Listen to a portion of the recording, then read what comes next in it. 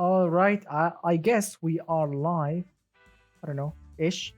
So, all right, let me check everything, make sure everything is working properly as always. So it says here I'm live, but I'm not sure yet. So we have our first three viewers, which is really exciting. Hello, my friends, and welcome to the live stream, Friday live stream, which is really exciting. But first, let me check if everything is working as it should be. Give me a moment, please. I'm using my mobile to determine if actually everything is working as it should be. Let me check. Here we go. All right, here we go. I can hear myself. That means everything is working as it should be. Hello, my friends. Hello, Mr. Gabby, Mr. Combo, Mr. Najiko. Let's see, Mr. Tiago, Mr. Spicy, Mr. Sikalo, all of you, my friends, thank you for joining my Friday live stream. Hello, Mr. Gabe. Mr. Gabe, also, you said I got to this stream. Yeah, you are here. Hello, Mr. Martez. Hello, Mr. Nuji, I think. I'm not sure if I'm pronouncing it correctly. Hello, Mr. Wansome. Hello, my friends. Thank you for joining my Friday live stream, which is really exciting. So the vote lately, let's start with the most important things. So there was a vote lately on the next challenge, and the winner vote was the sleeper challenge. And a lot of you on Discord were absolutely confused with the sleeper, the sleeper that we are going to build in this of course challenge. Now, because a lot of you said let's build a factory sleeper, but if you notice the name of the challenge, which is Street Sleeper, not Factory Sleeper, so we need to build street sleepers. And if you're not really familiar with a sleeper, what does a sleeper means? That means, my friend, it's a normal boring car. For example, let me give you an example. It's like a 1980s station wagon Volvo, for example, that you see always on YouTube, with an LS swapped engine up front, and the car looks absolutely stock, and that Volvo can actually beat Lamborghinis and Ferraris. That's what a sleeper means, and that's the whole idea of this challenge. If you are of course, yeah, if you are not really familiar with a sleeper, yeah, it's a fast car that looks absolutely boring and stock from outside. That's the whole idea of a sleeper. And yes, Mr. Gabe, an LS Corolla, yeah, that's correct. A lot of people are actually doing crazy cars, like you see very boring cars with LS swapped, Coyote swapped, some SR20 swapped, some RB engine swapped, from a Nissan Skylines, some I don't know. I'm not really familiar with Toyota engines, except the AE for the 4AGE engines. Yeah, so yeah, you see a lot of crazy things on YouTube, and that's the whole idea of this challenge. So yes, Mr. Tiago, Citroen AX with a turbo MX-5 engine, that is a perfect example. I think so, yeah. So if you are confused with the future challenge or the next challenge, that's the idea. Not a factory sleeper, no, a custom, a custom sleeper, a custom street sleeper. And I'm gonna give you a little behind the scene rules if you want to start making your car. I mean, I didn't make the rules yet, but I want to give you a little thing. So if you want to start, working on your car.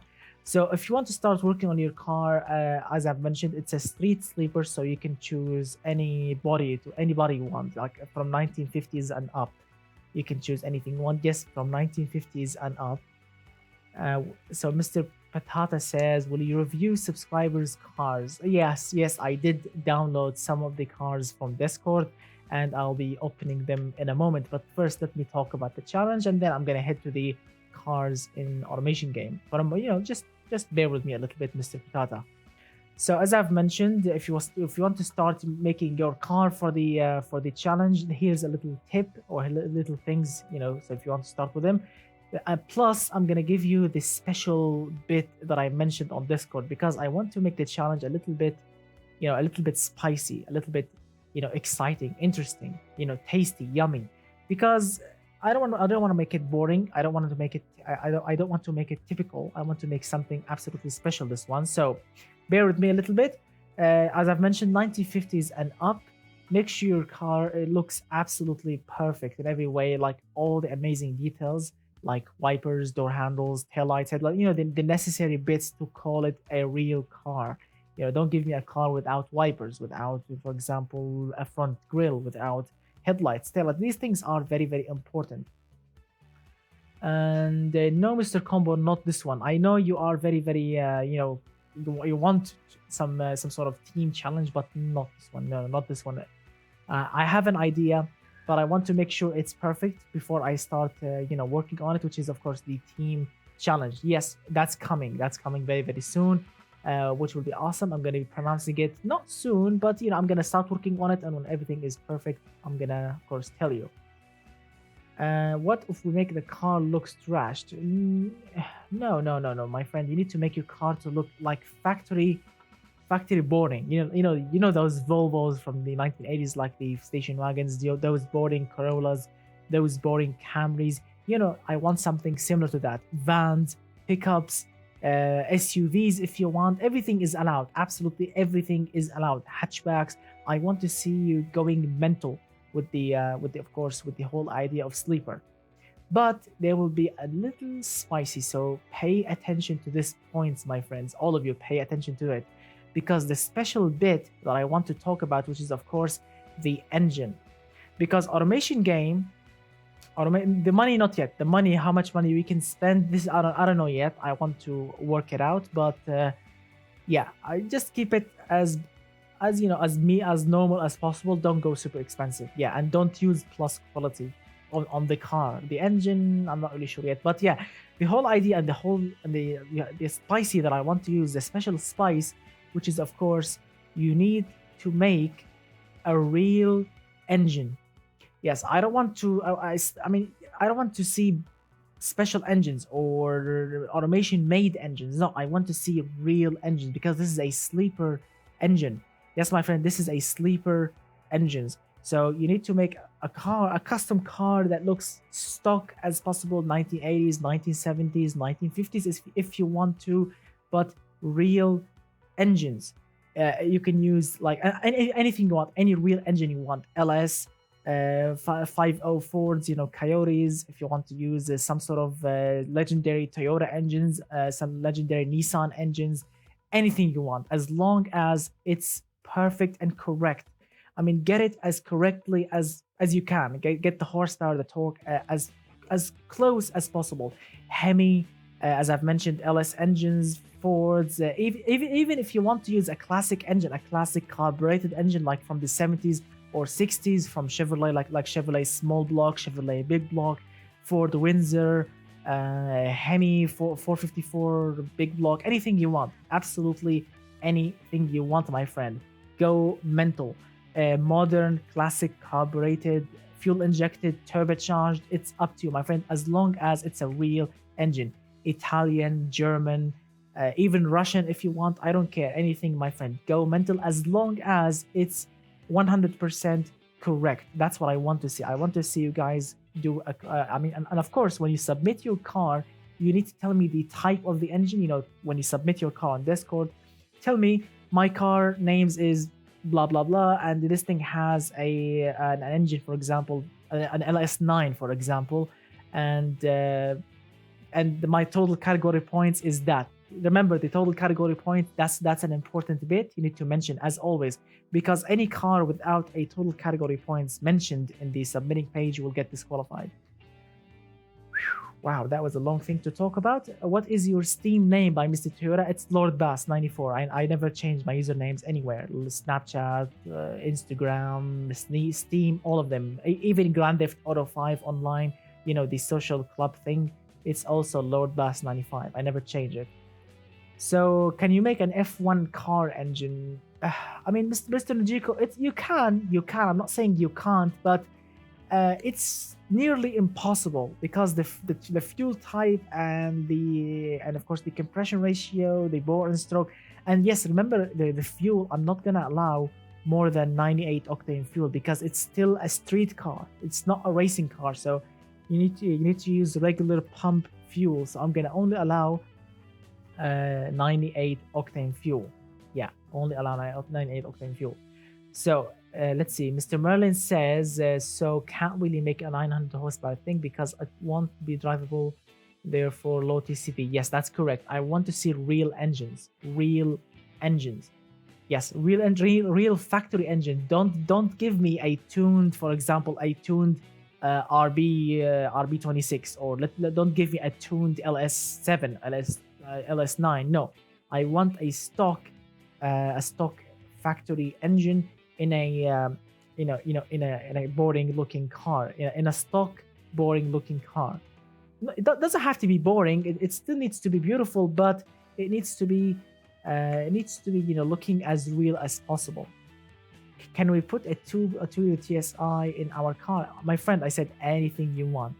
Hellcat engines, no, there is no superchargers, my friend, in automation game, and you can't really use turbos because it will not be a Hellcat engine. It will be a twin turbocharged Hemi, not a Hellcat.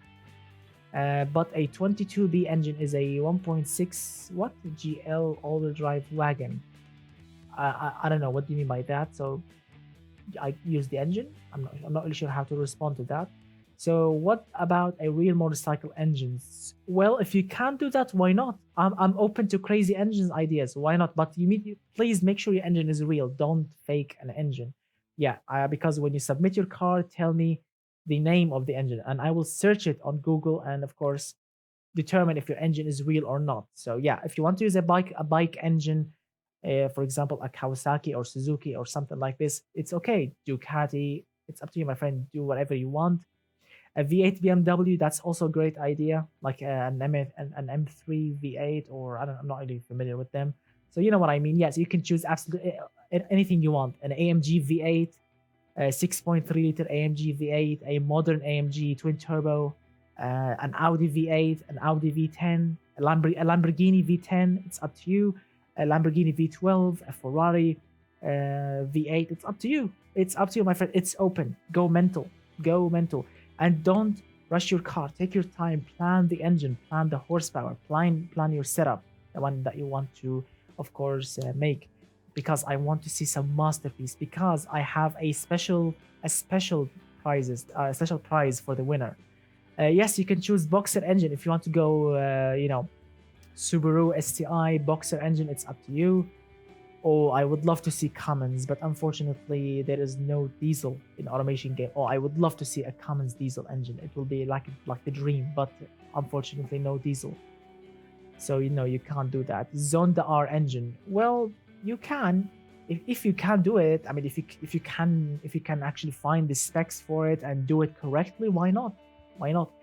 B23 or B234R Saab. Oh, that's a special engine. Why not? Why not? All right. So that's the whole challenge, or not the whole challenge. That's a little bit behind the scene, because you guys are awesome for joining my live stream. That's why I'm telling you special things, of course, before everyone else's. So all right, let's head to the sandbox and let's check the cars that I found on my Discord. All right, so yes, I did download some of the cars, but apparently one has a missing fixture, which is this one. What in God's name the name of this one? I don't know how to pronounce this. Shooting brake, I'm gonna call it. So missing fixture. So I have to improvise. The other one, it's called the Palomino Omega, I think. So this one has a missing body. I'm sorry, I can't open it. So yeah, this thing is gone. All right, let's open them. Let's see what we have here. And first, let's read some of the comments. So Mr. Cookie says, "Where's my cookie? Where are my cookies? I don't know. Those are the cars that I found recently, and I downloaded them." Mr. Gabe says, "Does it have to be a mass production engine, or does it? No, I prefer a mass production engine.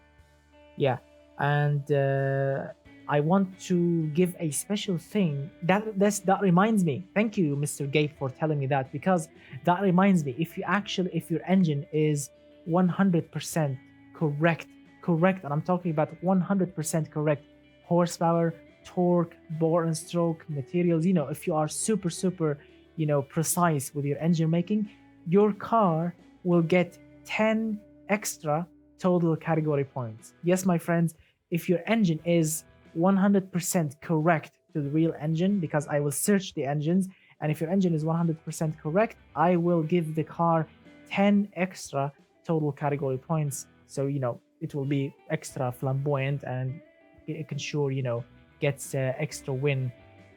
Yeah, that's what I want to do because this thing will make the challenge more interesting and more spicy, and I want to see a spicy engine because the challenge lately were very typical, Italian cars, 1970s oil crisis. I want to see something special, something outside the box. I want to see something outside the box, something special. That's why I'm just making new things. 10 extra category points, real engines, sleepers, all these things are just awesome. All right, so let's see. Read some of the comments. Mr. Tab says, I forgot to export it. Please try the last car was made by me.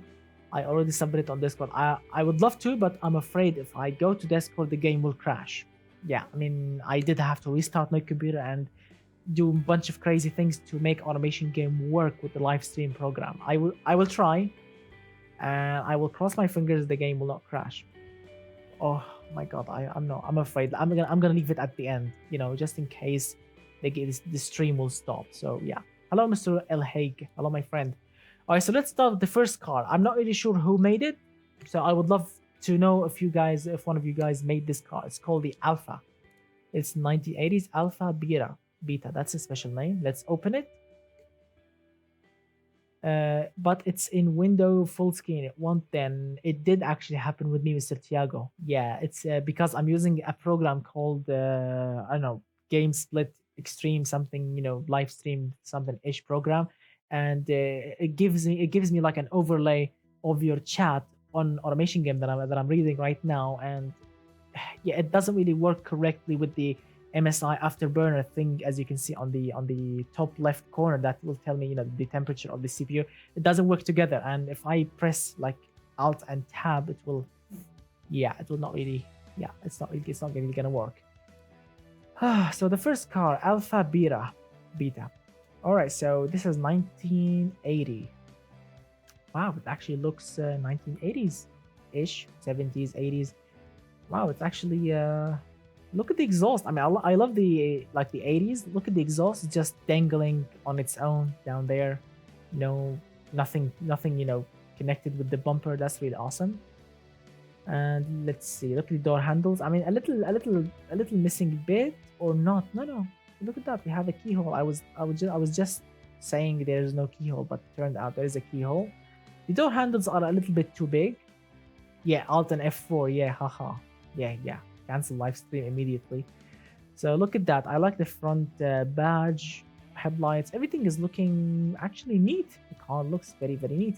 It has 118 horsepower or 117 horsepower, 2.3 liter inline 4, single overhead camshaft, single point EFI. Wow, let me see. Let's look at the engine. So it's a inline 4 cast iron, 3 valves per cylinder. That's special.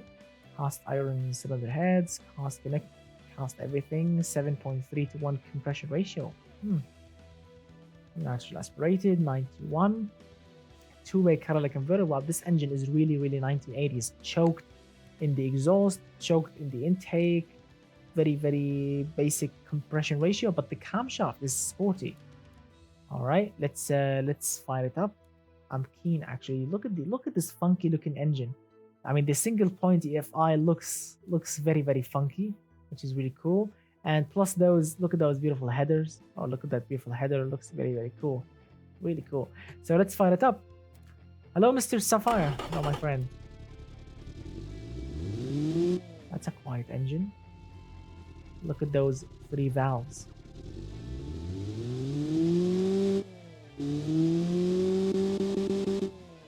Not bad. I mean, really not bad. It's a basic engine and it has single point EFI. That's a really nice engine. Not bad for the year and the design. All right, looks cool. I like it. 12.7 efficiency, not bad as well. Although the camshafts are a little bit, too big for the engine, but I want, of course, the creator wants to put some nice amount of horsepower and torque. Look at it. The engine fits perfectly with the suspension. The gearbox is looking very nice, very neat. The exhaust, everything is looking Very, very new, very, very, very neat. I like it. Sounds good. Look, the car looks somehow 98 is good. I'm keen to drive it. It has manual gearbox, 4 on the floor. It can go 179-ish kilometers per hour. Open differential, of course. Medium compound tires. Nice, comfy, grippy tires. And let's see, look at those special 30 front offset, 40 rear offset, 185, 195. Steel rims. We have disc brakes. I thought this thing would would have like, drums, but everything seems cool. Look at that -9 quality here. Tires, everything is good. The interior +1 quality. We have standard interior, basic 8-track entertainment, 4 seats. We have standard safety. We have hydraulic power steering. Everything is looking decent. I like it. It's really, really decent. This is a decent car, which is really cool. Wow, I like it. Let's see now. It says here service cost $600. That's still reasonable, not that much. Material cost $3,000. That's cheap. That's not really that expensive. I mean, in 1980s money, I think that will be expensive, but in general, it's actually good. Yeah, and it has a nice amount of torque. That means it will actually spin the tires. We can have some smoky shows. I like it. Let's export it. That's the first car, the Alpha. I like also this dark green color. Gives the car more. Look at me. I'm a luxury reasonable car. All right, that's really cool. Let's read some of the comments. Mr. Merlin says, either way, TCP will change, so making a smaller engine to fit the category would just grant you higher TCP, I guess, by making a car itself more boring. Yeah. Let's see, that's an inflated value, 3079, 2019 currency. Ah, that's good to know. Let's see, 1994 Toyota Supra Wheeler build says, I tried to make a VW SP2-ish car today. It didn't work that good. The body I chose was good, but it didn't have a rear engine. Yeah, unfortunately, some automation cars, you expect them to have some sort of engine layout, but they don't. Yeah. Next car, which is the Lisara. Wow, let me drink tea a little bit. I made some tea before the live stream, so my throat will not, explode. So this is the Lisara Pluma. Here we go.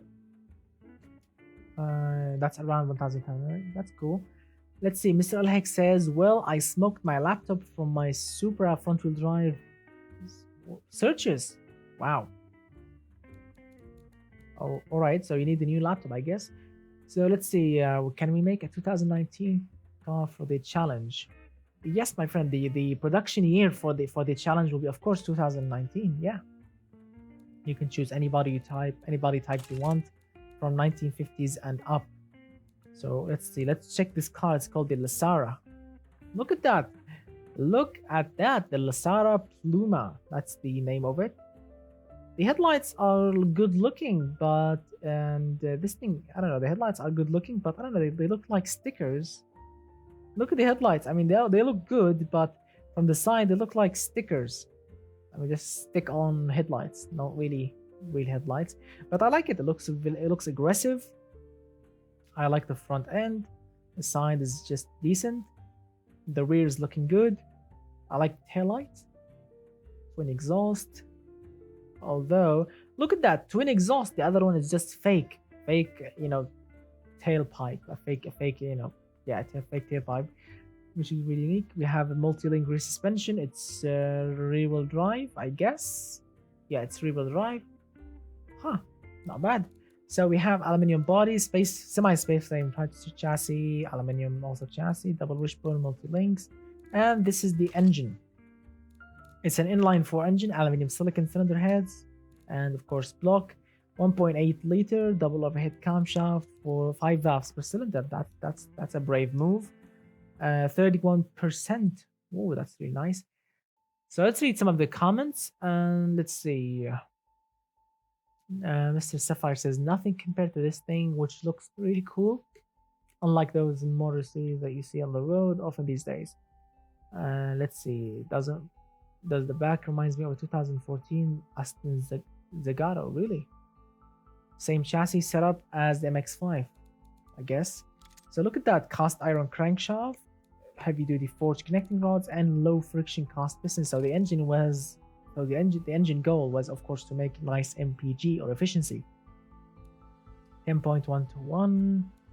It's turbocharged. Whoa, it's turbocharged. That's really cool. So 9 psi. We have a very, very small turbo, as you can see. Look at it. We have a very small turbo. Ball bearing looking very good. Direct injection. 14.7 air fuel ratio. Everything is looking nice. I think, yeah, it's an MX-5 competitor, yeah. 200 horsepower, 182 pound-feet of torque. The engine is torquey. All right. Not bad, yeah. So the turbo is a little bit, I don't know, a turbo seems small, but it's not really what you call efficient turbo. I mean, take a look at that. The turbo will be working at 2600 RPM, which is not really what you call super efficient. I mean, it's a little bit laggy for a city car, but for a track car, it will be amazing.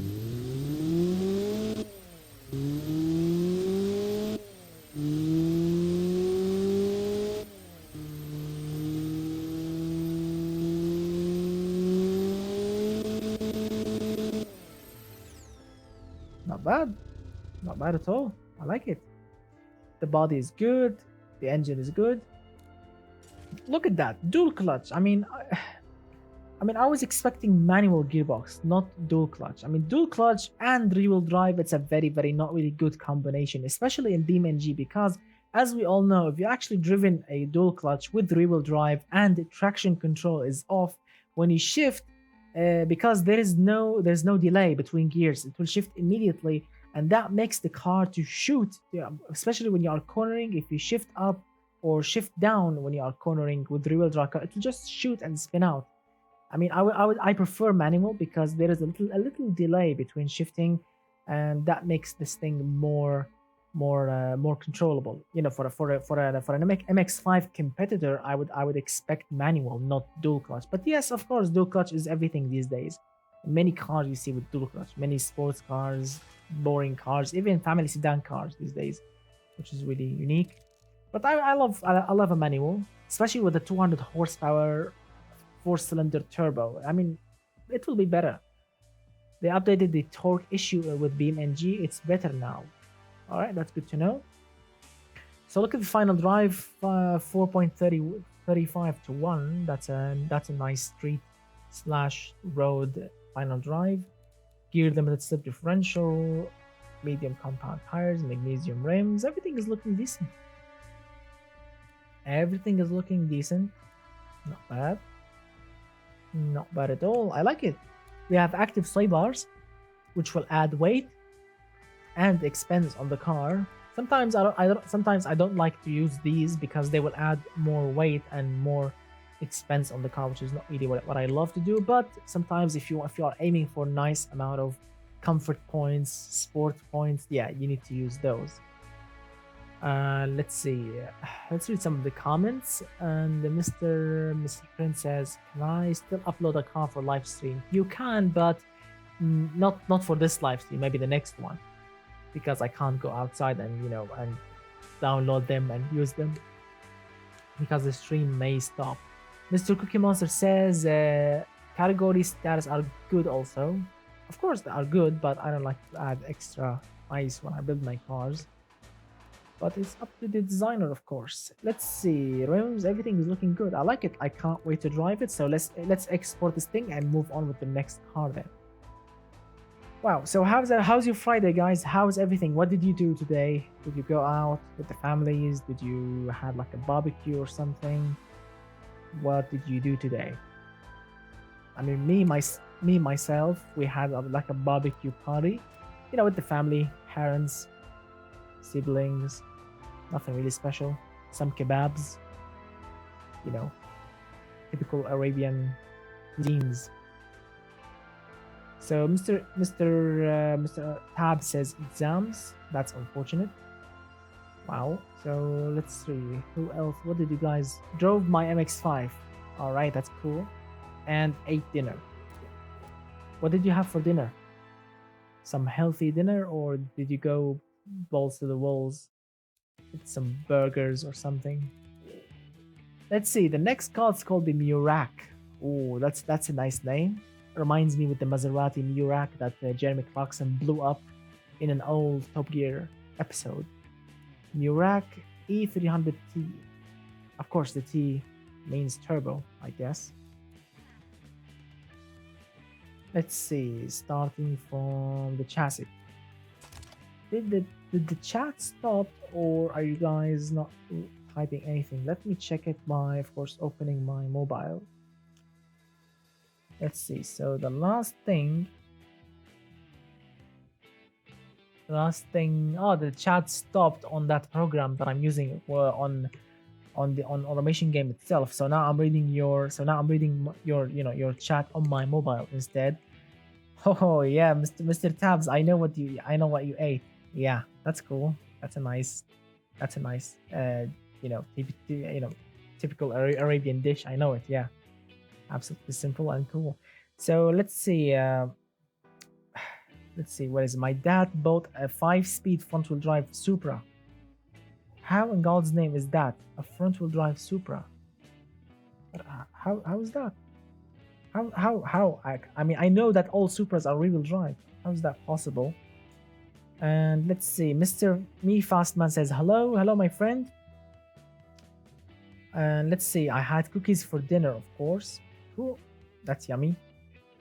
Let's see. Mr. Romero says, can we use plus quality points? Yes, I think you can use plus quality points for the engine only, just to make sure your engine is 100% correct, but not super plus quality. I mean, I'm gonna say only +5 max. Yeah, no more than +5, because more than +5 it would be just crazy. I mean, just to help you a little bit, making your engines real. Let's see. What is going on? Me Fastman, we are just reviewing viewers' cars. Mr. Martin says, I visited my sister today. That's good. Keeping up with the family. Quattro Supra. Really? That's unique. Honda Pilot PS pump. Power steering pump blew up. Oof, that's going to be expensive to mend. Can we use twin turbos on a one turbo fees and boxes? I mean, of course, that's the only thing that you can do. For example, I mean, because of course in real life you can put a single turbo on a V engine, but in automation game it's just two engines, two turbos. So yeah, that's the only option. So yes, you can do that. Can we use space frame for the challenge? I mean, no, because I'm talking about buying a second-hand factory car. I mean, what in God's name can you buy from a factory from 1980s, 90s, as a normal, boring family sedan or a wagon or a pickup or an SUV with a semi-space frame? That's not going to be correct, my friend. So no, you can't use that. Let's see. Gonna sell my Opel Tigra 1.4 and buy an Alpha 147. Oh, that's a nice thing. All right, so let's continue. So this is the car then. Look at that. So this thing is called the Muroc E300T, which I think with the 300T, I guess he wanted to create something similar to a Mercedes 300, I guess. From the front. The rear is just different a little bit, but from the front it looks somehow close, but not really super close. But I like it. It looks 1990s, 1989, something like this ish. It's still a basic car. I mean, basic details. I mean, I like it. It's not bad, but this thing still lacks, some details. But in general, it's looking nice. Let's see. Excuse me, I was yawning a little bit. So inline 6, cast iron body, cast iron head. That's really cool. 3-liter engine, hypercast pistons. Everything is looking decent so far. Look at that. Oh, look at that turbo. Only 3 psi. I mean, you can just grab the pipe and blow in it with your mouth. It will get more boost. Come on, dude, 3 psi. That's not really what you call nice amount of boost. And I guess I know why. Because look at that. He wants to use 91 octane fuel, and he only wants to use 14 air fuel ratio, which is not really. I mean, if you want to make a real engine with a real turbo, you can at least go with 7 psi at least, to call it boost. More less than 7, it will be just a boost leak. That's not really good, my friend.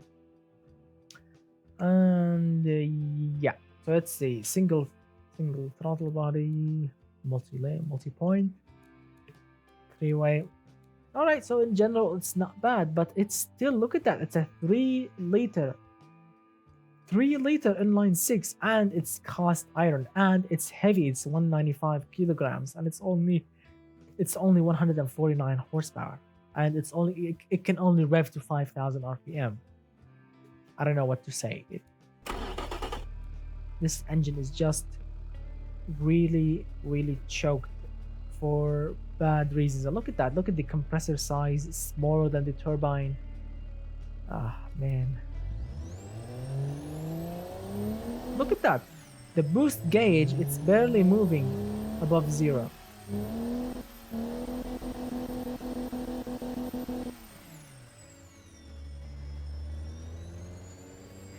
I mean, yes, this thing will give you all of its boost-ish on 1,800 RPM, which is good, but look at that. Yeah, that's not really what you call sporty. Or, I mean, this thing, to be completely honest with you, doesn't really deserve the T badge because it doesn't really sound boosted. I mean, it's only 3 psi. I mean, especially in BeamNG, it will sound really, really quiet. It's like there is no boost at all. And it's a massive, heavy engine. Wow. So let's see how much it will take it from 0 to 100 to go that. Let's see. So 9.7 seconds. It has rear-wheel drive, automatic gearbox, 4-speed, 9.7 seconds. Oh, open differential. Medium compound tires, and let's see, still not bad here, not bad there. Suspension tune is good-ish, not bad. So it's not bad. I want to drive it in BeamNG, and I want to see how a 3 psi boosted big engine will actually do. Should be interesting. All right, let's read some of the comments. I apologize, I wasn't really paying attention to the comments. Let's see, do an ACM GTX. Well, you can do it in the challenge, my friend. Right now, I'm just reviewing viewers' cards, and I'm gonna be showing you when we actually move to BeamNG.live. I'm gonna be showing you the prize for the challenge because I already did a prize for the challenge. Yes, I already did one, especially for the sleeper challenge, which you will love. You would definitely love, and it will be a great motivation so you can actually make your cars to be absolutely crazy. I want to buy a red cat Gen 8 International Harvester Scott 2 RC crawler when I get enough money. What is that?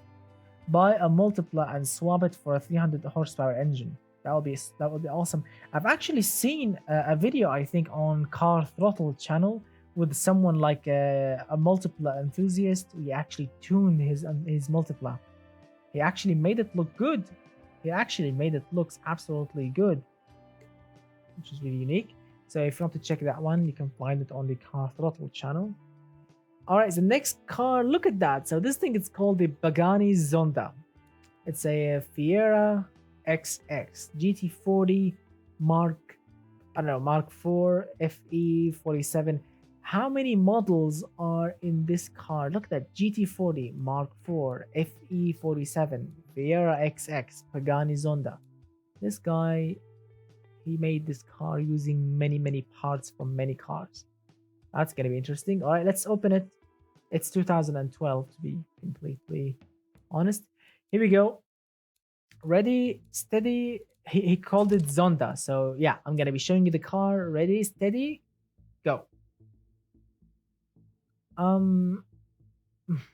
Let's see. I mean, I like the effort.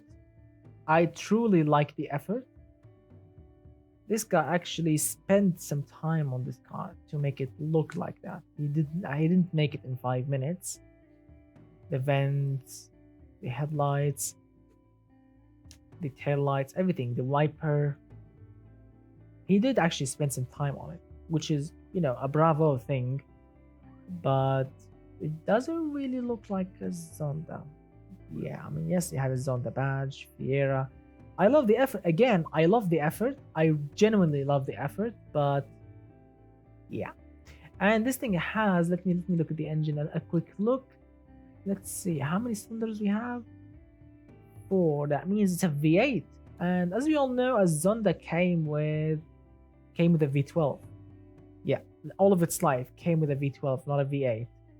So that thing should be, yeah, it's not really correct. Zonda from the noon market, yeah. I mean, I don't know. What do you think about it? I'm gonna read some comments. Let's read some comments. I want to read some comments. The Mark 40 was from Ford GT and put it in the Zonda, I think. I guess that's correct. Chinese bootleg Zonda. Let's see, wrong body. Let's see, that looks like it took at least 3 to 4 hours, I guess.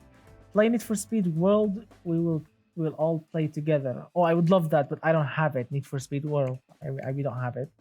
And actually, Mr. Me Fast Man, I actually suggested a while back. On a vote actually on YouTube if you want me to do a live stream, like it's called Memory Lane live stream, which I'll be driving like on Need for Speed Underground 2 or Need for Speed Most Wanted, the old one, and like Need for Speed Underground 1. And surprisingly, people voted for automation game. I mean, a little bit of people voted for that. So I guess not many people loves to go down on memory lane. So yeah, I would really love to drive on Need for Speed Underground 2 live if the program actually supports that. But it would be actually cool to go like new game and to drive that, Ford Focus or whatever that Nissan something they give you at the beginning. So in general, it's 98%, as you have said, looking not bad, but yeah, wrong body, and it's not 100% realistic. That's nice statement, my friend. So let's move on. Push rods, not bad. Let's see. As you have mentioned, some of you did mention it's a GT40 classic engine, 1966. As you can see, it says here the production year. So it's a 1966 GT40 V8. I don't know how in God's name is that. It's a 7-liter engine. How in God's name is that? It's a 7-liter engine, double overhead camshaft, 2 valves, aluminium, billet steel flat plane, plus 15 quality, absolutely on everything, 11.4 to 1. How in God's name is that? And look at that. It says here, I mean, look at that at the beginning here at the when you select the engine, it says 1966, but then when you move on to the engine variant, look at that, it's 2018. It has direct fuel injection, it has twin turbochargers running journal bearings, turbo is really bad. Yeah, it's not good. I'm sorry, it's not good at all. And 43 psi. This guy went balls to the walls with the specs for this engine. The engine is just destroying itself. 10.4. I mean, yes, it's powerful, but it's not good. It's not good, my friend. So let's fire it up. Let's fire this engine that he called it GT40. All right, let's fire it up.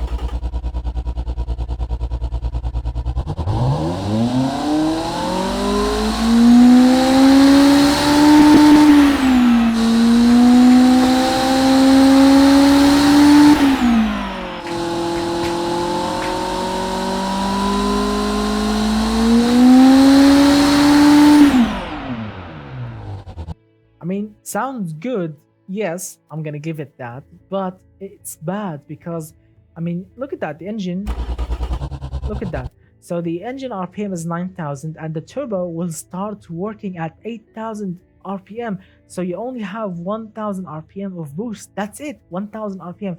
And all of this is just lag, waiting, and then At 8,000, here we go, boost, and then rev limiter will just kick you in the face. Then you have to shift down again, shift up. It's not, oh my god, it's not gonna work. I mean, I love the effort. I am really, really in love with the effort. I love the effort that you want to make a Zonda, which is really a special car in real life. But you should have made it with the V12, my friend. I mean, even a naturally aspirated V12, the 7.3 liter Zonda, that was a special car. That was a really, really special car with that V12. So that would have been a nicer choice than this. It's all-wheel drive, manual even. It's not even sequential or dual clutch. It's manual. Oh, look at that. It says here 446 kilometers per hour. Yeah, it says here 446 kilometers per hour. So it's a quick car because 1,600 horsepower. But it's not going to be drivable. Vicious limited slip differential. Semi-slick tires. Oh my goodness. Oh my god, look at that. Look at the braking. I've never ever, I mean, how many years I've been playing automation game? I don't know. A million years so far. Look at this graph. I've never seen a graph like this. I mean, I'm sorry. I want to say nice things about the car. I mean, I want to say nice things about the design, but come on, dude. The engine. Look at the brake graph. I'm sorry, man, but I can't really. Wow. Wow. 2 seats, sport interior, and luxury entertainment system. Look at that, and the car weighs 1,800 kilograms. That's extremely heavy for a hypercar. Let's see, suspension, active sport, which is really heavy also. A very unique suspension design. All right, so let's export it. I'm also keen to see how this thing will actually drive. Let's see. It's showing its lifespan, not brake performance. Wow. It's like 5-minute lifespan. Poland is a state of mind. Yeah, people are saying, look at that, WTF, Lamo. This is showing, yeah. I apologize. I genuinely apologize if I said anything about this car. I mean, I love the design of it, even if it's wrong, but I love the design of it. But unfortunately, everything below the body of the car is just bad. The engine, the gearbox, the tires, the brakes, the suspension.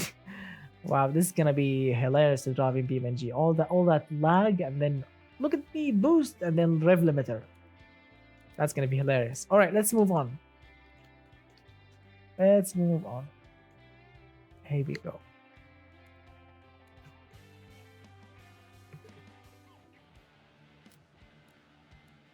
Let's see. The next car is called the Strata. Oh, for a moment I was gonna say Stratos, but yeah, Strata. That's a nice name. Also S4. Let's open it. 2012 also.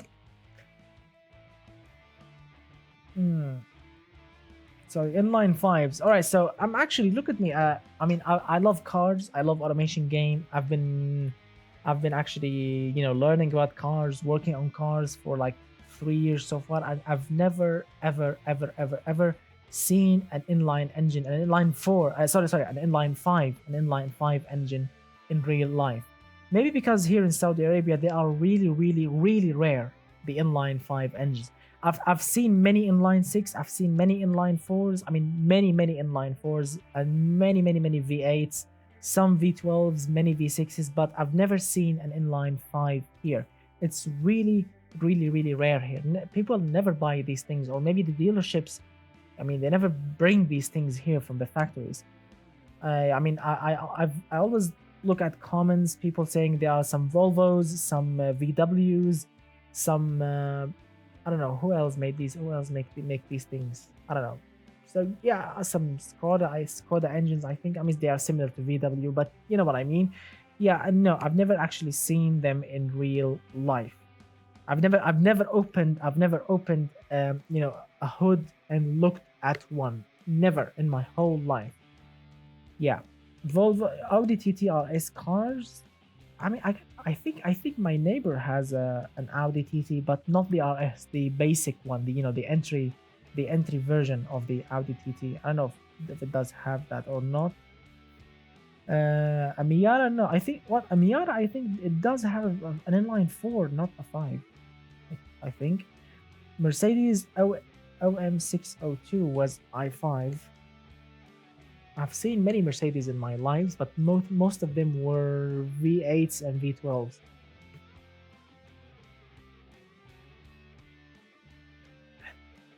Excuse me, I'm drinking some water just to, to make my throat works much better.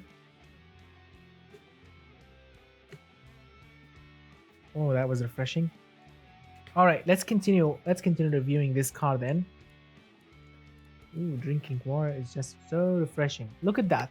So this thing is called the Strata S4. Now that's a brave design, which somehow looks good. It's not really that bad. It does actually have some huge headlights, but it's not bad. It's not bad at all. It has fat tires, which is not really what you call supercar looks. Supercar usually, or not usually, always have some very big rims and thin tires. This one is the opposite. The rear is also very special. We have some special taillights, many vents, and nothing else. You have a side vent, which looks good-ish. No wipers. Ah, man, come on. Everything was looking very decent, but no wipers. All right, let's fix that. Come on, let's help this beautiful looking-ish car to be real, so we can actually register it in the government DMV. Yeah, let's see. We have to choose the medium, large. Here we go. This one. No, I have to go the biggest one. Yeah, like so. Here we go.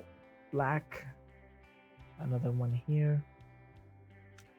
To make it look real. Let's help our little friend here. Make his car a little bit real. And let's put some sort of vents. Where are the vents? Here we go. Let's put some sort of vents just to help him a little bit. I mean, I may spoil the looks of the car a little bit, but just to make it look real-ish. Let's see. Let's select one here in the middle. Yeah, just a little. I'm not gonna go fully on detailed with this thing, but I'm just gonna make it look a little bit more respectable with the stick. Come on, be quick. Here we go. Window washers down there, and job done. Now it's real. Now it's a real car. Yeah, now it's a real car. All right, let's move on. So this thing is all-wheel drive. Oh, I forgot the engine. What about the engine? What is the engine?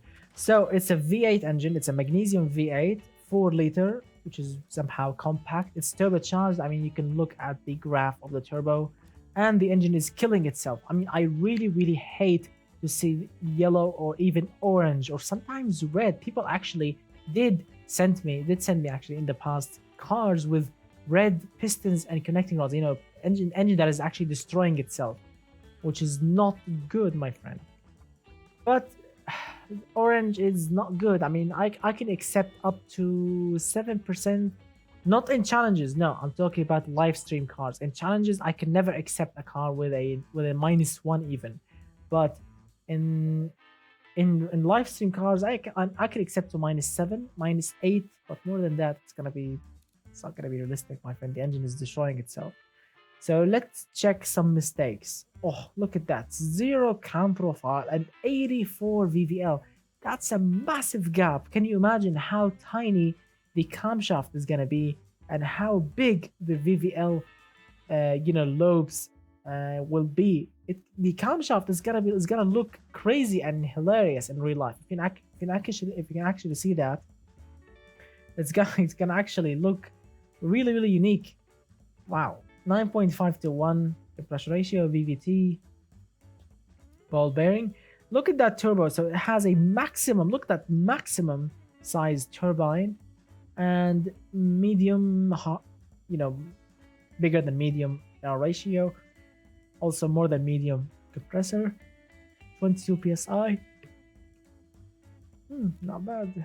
Not bad in general, but I don't like this. I don't like the turbine. Throttle per cylinder, 10.5 to 1. Oh, that's gonna be hilarious. That's gonna be smoky and hilarious. Ooh, look at that! Super leaded. I just noticed it. Super leaded. Can you imagine a car that looks like a supercar using leaded fuel? Super leaded 98. Because I was looking at the exhaust. I mean, where are the catalytic converters? No, there are no catalytic converters. Wow, that's gonna be hilarious. Look at that.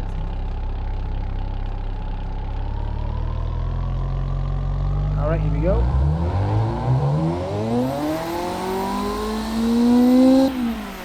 Look at that. Boost will get on and then it will lose boost. Look at that. 5,000 RPM and up, it will lose boost.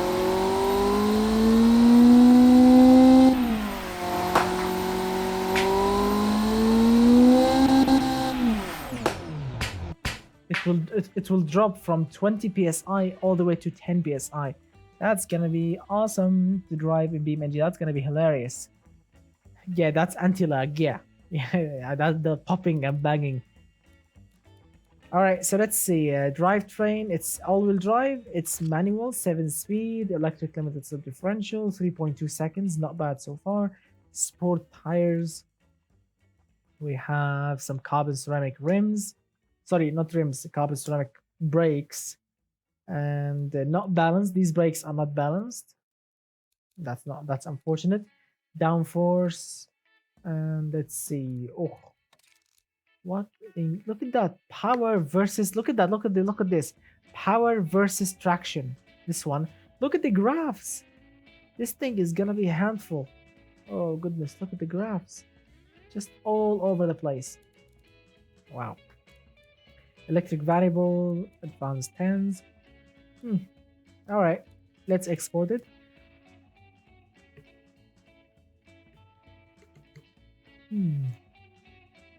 I mean, to be completely honest with you, this thing looks very, very good. I mean, with the wipers, if this thing had different wheels, it will look actually good.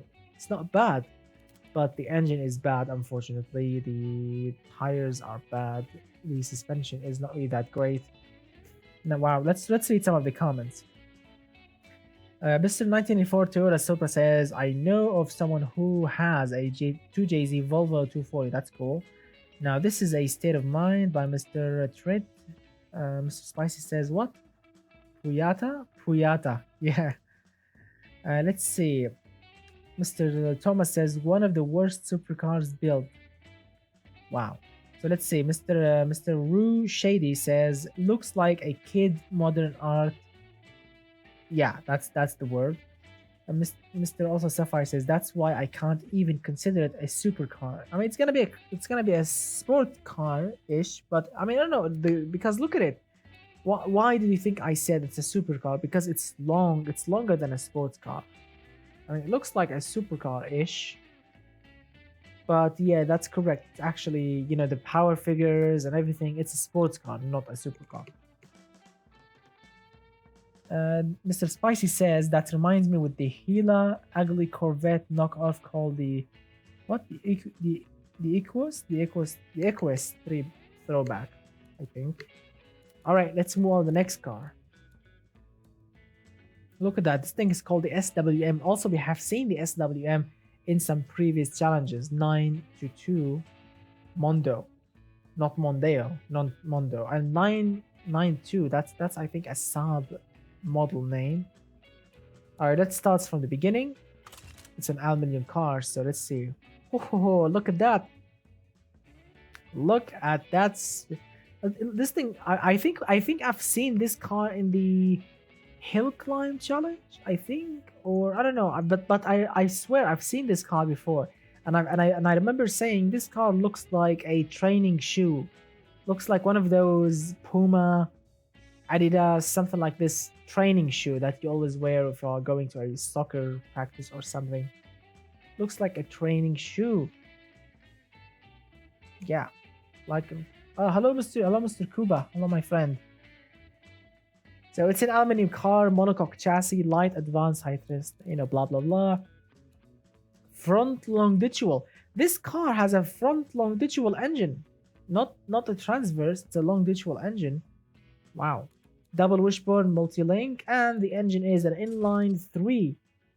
Look at that. It's a 1.6 liter, which is a tiny inline 3, And when you actually look at that, let me go back. So when you actually look at the car from underneath, the inline three looks big. Look at it. It looks like it's actually fitting the car and filling the engine bay nicely. But and when you look at it, you think, look at this. This is a 4 liter engine, or maybe a 3.5 liter. But when you go into the engine design, and you found out it's a, look at that, 1.6 liter. That's a special thing. I'm not really sure why the engine is not spinning. I don't know what happened. So it's a 4 valve per cylinder, overhead count, VVL. Here we go. Cast iron crankshaft, lightweight forged piston. That's a unique combination. 7.8 to 1. And look at the difference in the VVL and the counterfile. It's not bad. It's like 50 points or 49 points. It's not bad for a racing car with VVL. So you can kick the VTEC all the way. It's turbocharged, 17 psi of boost. Not bad. All right, let's fire it up. Let's fire up this. Look at the graph. Look at the weird graph. This bit here caused by VVL profile plus turbo. Yeah, let's fire it up. 280 horsepower from a 1.6 liter 3-cylinder engine. Wow. Look at that engine.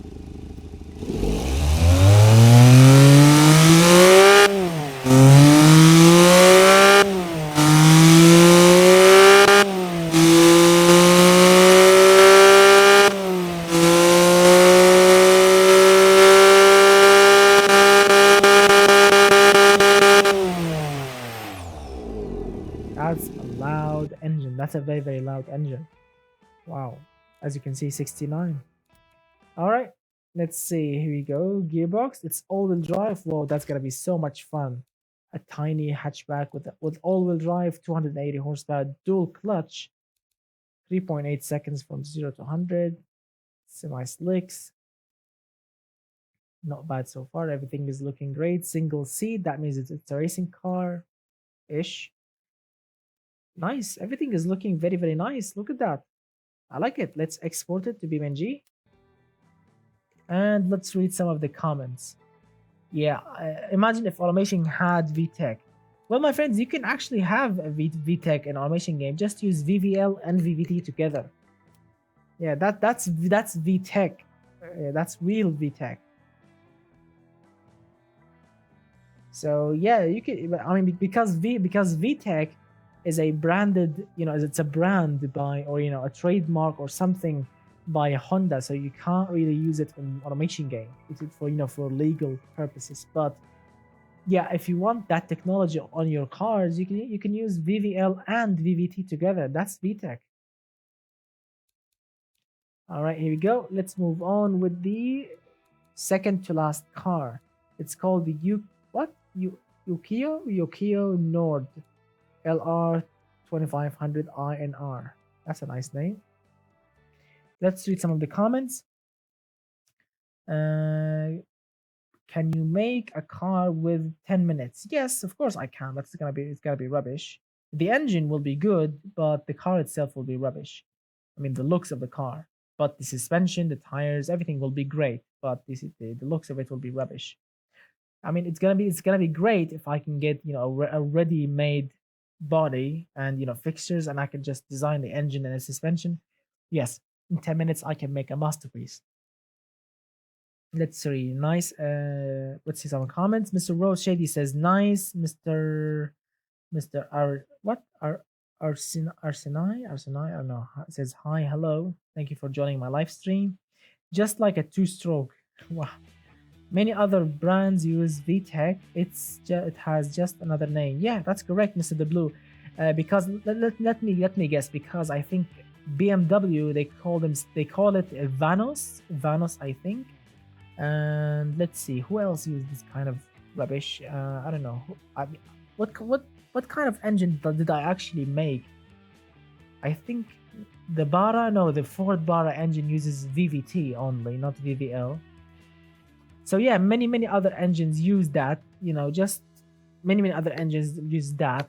You use the VVL, the VVT technology, but they call it other names. Arsenai. Who's Arsenai? Arsenal, yeah, Arsenal, yeah, that's correct, Mr. Tabs, yeah. So I'm Melon 4x4 sedan. That's gonna be looking great. I mean, I've already made the car that I'm gonna be sharing with you guys when we move to BeamNG, because which is the prize for the challenge. You will love it, I promise you. So let's finish those two cars first, and then let's make a car together, and then move on to BeamNG. All right. So this thing it's called the Okiya Nord. Look at that. Oof, that's a lovely looking car, which is absolutely similar to a Honda NSX ish. I mean, the Honda NSX had pop-up headlights, but of course, this one is looking absolutely tremendous. Ooh, look at that. I just love me some that. I mean, where are the exhaust tips? Where are the exhaust? The exhaust is hidden. Let me check. Where are you, Mr. Exhaust? Ah, here we go. Yeah, the exhaust is just here. It's hidden behind the bumper. Yeah, but in general, I love it. In general, I genuinely love it. Oh, look at that. Look at those side vent. The wiper is no, the wiper is not, it's not great. I'm gonna fixing the wiper in a bit, but I love it. Genuinely looks really good. Yeah, Nissan 300ZX and NSX also hybrid. That's really cool. Yeah. All right. So it has, as you can see, it's a mid-engine, double wishbone front and rear. This thing has a V6, 90 degrees V6, not a 60 degrees. 3.8 liter-ish V6, overhead count, 4 valves per cylinder, aluminum cylinder head, forged internals, 8.3:1 compression ratio, has VVT. It's twin turbocharged with a weird looking turbo, 16.9 psi, multi-point fuel injection, 465 horsepower, 426 pound-feet of torque. Nice numbers, but it's super laggy, really laggy. I mean, it looks good, but it's laggy.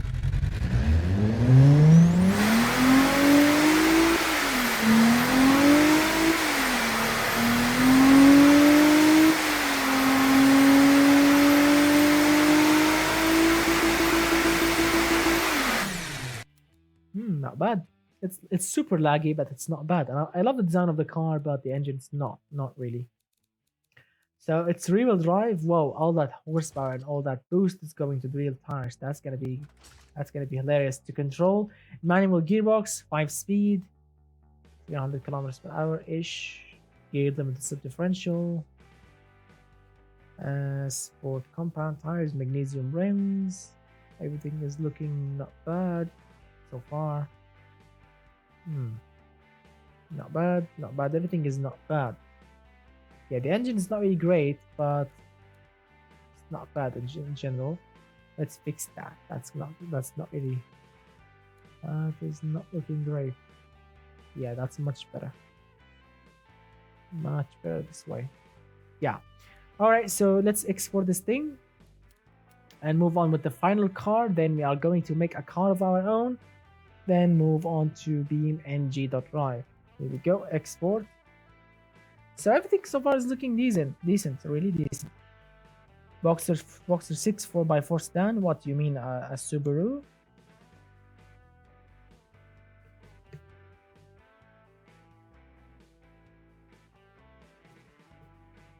Yeah, Mr. Gabe. Yeah, major identity crisis. No one knows what in God's name that car is. Please don't forget about the car I submitted on Discord. I don't know. I'm afraid to go out. Really, I'm afraid to go out before. Look at that. This thing is called shooting brake. I don't know how to pronounce this, but it's called shooting brake.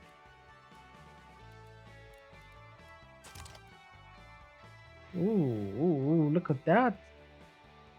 I mean, this is wrong. I'm gonna fix this in a moment, but yeah, look at that. So it's like a track looking sport wagon or something. Look at that. It's called BN. That's a nice thing. BNSB. Ooh, that's a nice looking 4-door wagon. Look at that. We have side exhaust. So when you exit from the car, you will burn your foot. Yeah. Look at that. So it's an aluminum body, monocoque chassis, light advanced, nice suspension. It has a V10 engine. It has a 5-liter V10, 603 horsepower, naturally aspirated. That's really nice amount of horsepower. Is it a BMW M5 V10? I don't know.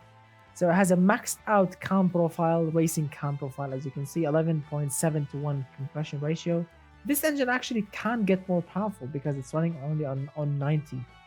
I mean, if you are using 91 octane fuel, you still have 1 extra octane. So you can actually use 11.8 to 1 compression ratio while leaving it on 7 to 1. So direct fuel injection. Look at that. Oh, my friend, come on.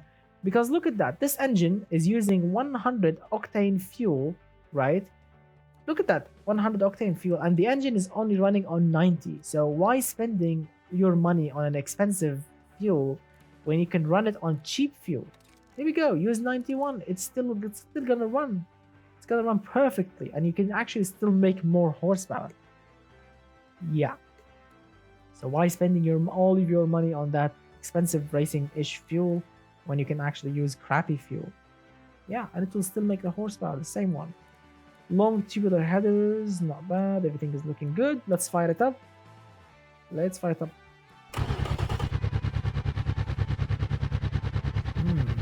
Beautiful looking, fully on max billet steel crankshaft, titanium connecting rods. I mean, this thing is just too expensive, but really good.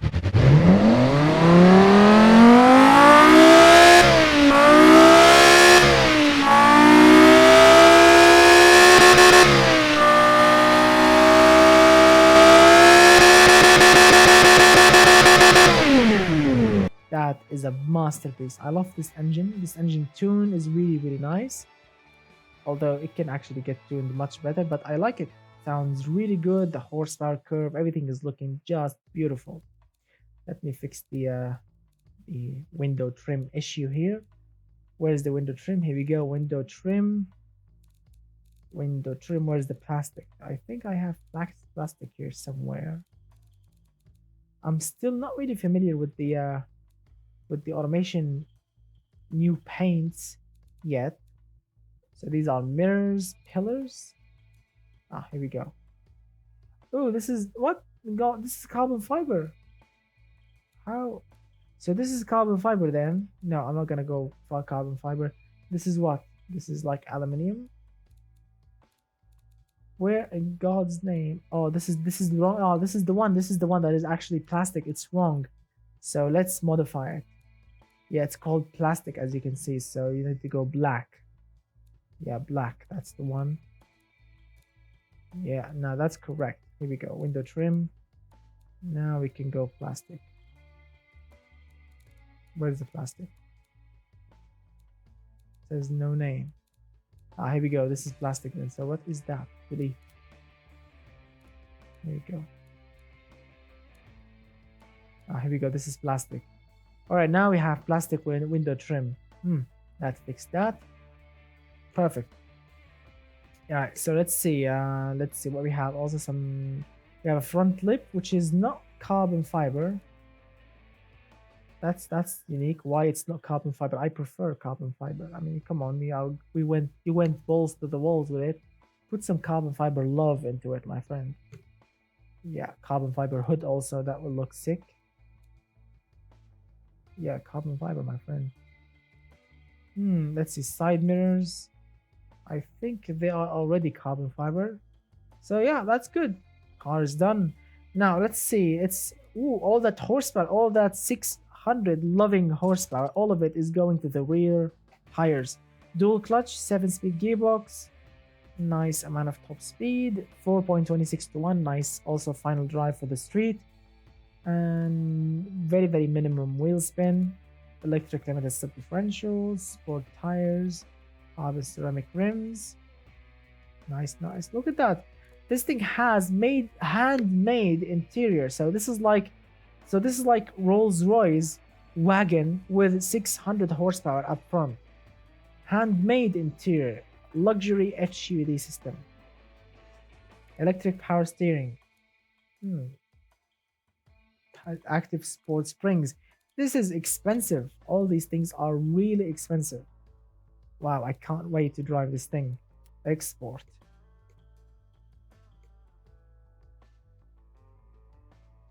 Here we go. So you can actually sit in this car, smoking your cigar, drinking champagne in the back while the chauffeur up front is attacking corners. Wow, that's gonna be hilarious. Can you imagine someone actually doing that, going to the track, someone in a Rolls Royce or something.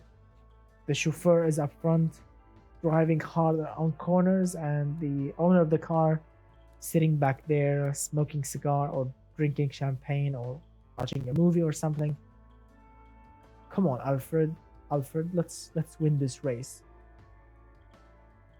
Aye, aye, sir. All right. That's gonna be awesome. So we have done all the cars that I did download from the Discord. All right, so let me go to Discord. I'm gonna cross my fingers right now. Go to Discord and download only one car only, because I don't want to have a million cars to drive in BeamNG, because my throat starts to give up. So I'm gonna of course cross my fingers and see if I can actually go to Discord without crashing, of course, the live stream. Here we go.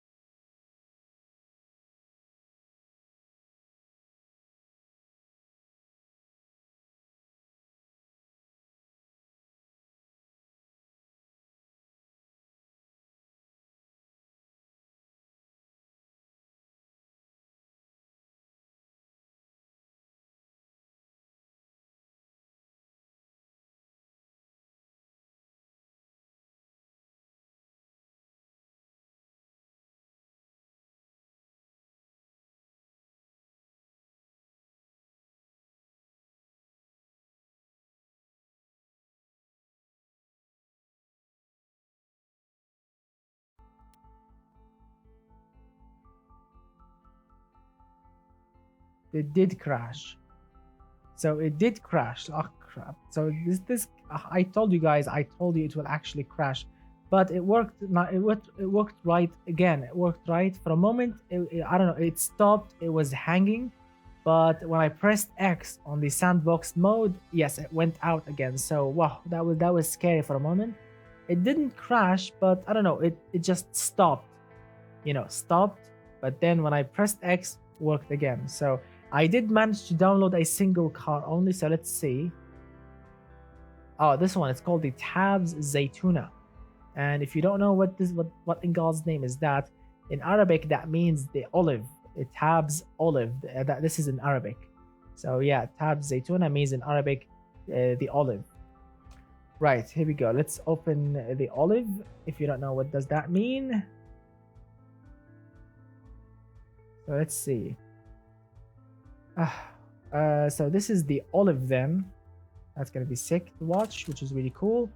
Here we go. So this is the Zaytuna or olive, as I've mentioned. It looks like a two-door compact racing car. Yeah, I like it. It looks actually cool. I like the massive rear wing with the massive rear diffuser. The yellow rims are not really my favorite, but the design of it looks really nice. But I need another color to look at the details. Oh, dude, come on. This is not your first time designing cars. I know it's a racing car, but all racing cars, they have wipers. Even a single one. You can just put a single one in the middle or a single one sitting down there. I mean, old cars, DTM cars, LMP1 cars, all of them has wipers. Come on, dude. And let's see, red brake calipers with yellow rims. I don't know. Yeah. So everything is looking good. Carbon fiber plus thin quality. Goodness, it's gonna be super expensive. How God? Look at that. What? Let's see. 200. What? $22,509. Oof, that's only material cost. How much the car itself is gonna cost? I mean, I know it's super lightweight, which is gonna be super fun. I mean, super fun in automation in BeamNG.drive, but oof, that's gonna be. Look at that, 633. So I love the design. I truly love the design, but it's just super extreme. Inline 5, which is really cool. Power, and it's still compact. 2-liter engine, aluminium, double overhead camshaft. Forged internals, that's nice. 10.0 to 1 compression ratio, still nice. 58 on the cam profile. DVT has a special turbo on it with those two maxed out. Why these two are maxed out, my friend? You are not new to automation game. If you want to make a nice turbo with nice amount of reliable boost, you can go maximum AR ratio and drop the turbine. This way will be much better. I promise you. All right. So let me help you a little bit here. Let me help you. Look at that. So if you actually draw, look at that. Look at that. So if I actually go with a smaller turbine, the engine will get more powerful. The turbo will spool much earlier. Look at that. The turbo is spooling earlier. Here we go. So look at that. At 46.5 millimeters, the turbo is still making the same horsepower, but it's spinning much earlier, which is better. Now let's make an experiment. Remember the names, my friends. No, Mr. Michael. Unfortunately, the game did crash for a moment, and I don't want to have that problem again. So yeah. Let's see. Let's do an experiment, my friends. Remember those names. Remember those names. Sorry, not names. Remember those numbers. The numbers, my friends. Remember 46.5 on turbine. You know, in case we want to go back again. Just in case. 46.5 turbine and 1.09 on the L ratio. Remember those two. All right. Now let's hit them all the way to the max. This one. Right, and let's go smaller turbine while remaining the same. Look at that, we made an extra 1 horsepower, 2 extra horsepower. Here we go. 36.5 millimeters. This way the turbo got lighter, and we made actually 2 extra horsepower while making the turbo to spool even earlier. Look at that, 3600. So there is no need to go back. Now let's fix the compressor. Here we go, going smaller compressor a little bit. Here we go, 53.5. We made more horsepower, and also the turbo can now work at 3,500 RPM, 100 RPM less. Now, no, the intercooler is good. Boost. No. The engine will start to knock. No need to go that way. Let's see. So we can actually rev the engine even higher. Here we go, 7,500. That means more oomph to give. Let's see. We can actually go lightweight forged here. Yeah, lightweight forged. We can actually rev it even higher. Look at that, 7,700 RPM. Much better. Yeah. Let's see. Let's read some of the comments. A lot of you are actually. Let's see. Let's read some of the comments. Hurry up by Mr. 1994. Can I still send cars? No, my friend, I apologize. Please just smash that car together. More power, baby, more power. Yeah. He said it, last one. Yes, my friend, the last one. Gotta go. Catch you later. All my friends, thank you for joining, my friend. Mr. Tabs, you see, you can make more horsepower and make your turbine much better. Yeah. Using those methods when you are making the next turbo cars, my friend. So let's see, everything is looking good. Exhaust, I mean, you can go lighter actually. Look at that, a full kilogram lighter if you're actually planning on going with a smaller exhaust, but we want the horsepower. But you could remember, you can go with a, look at that, you can go with a high floor 3-way catalytic converter, and you can go with a smaller exhaust. Look at that, 5-inch. It's lighter than before, and look at that, 339 horsepower. It's more powerful. Yep. Here we go. Everything seems good. Let's fire up the engine. 338.5 horsepower. Let's disable those two. Here we go. Look at that.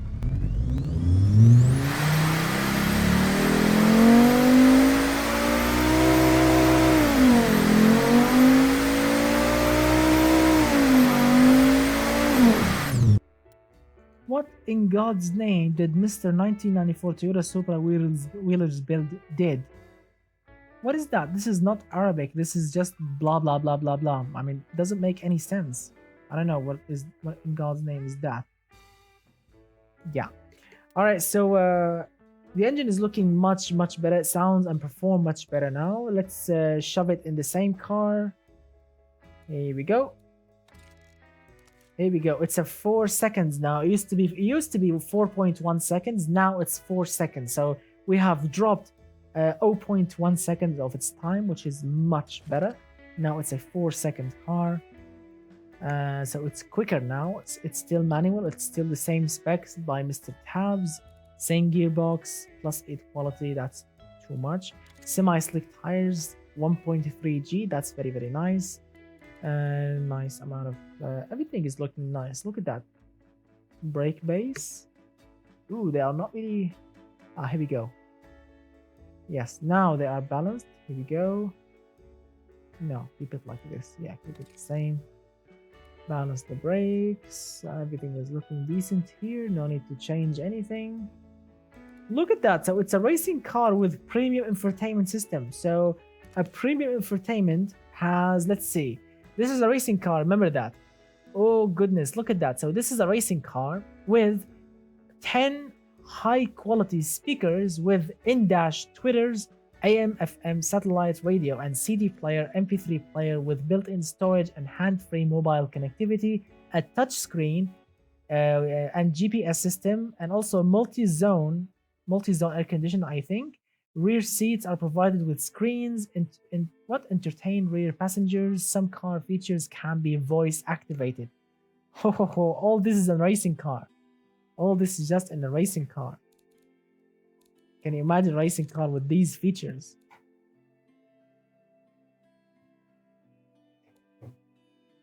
I mean, it was built for sport banner. I mean, I understand. Yeah, I understand. It's super safe. It's super reliable-ish.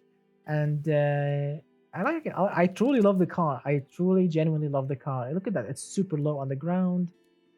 I like it. But since I've played with the, since I did actually play with the turbo, I'm gonna give it a little special paint job, you know, to mark it. And I'm also because I want to look at the design, because I didn't actually look at the design. In black, the design was not really what you call visible.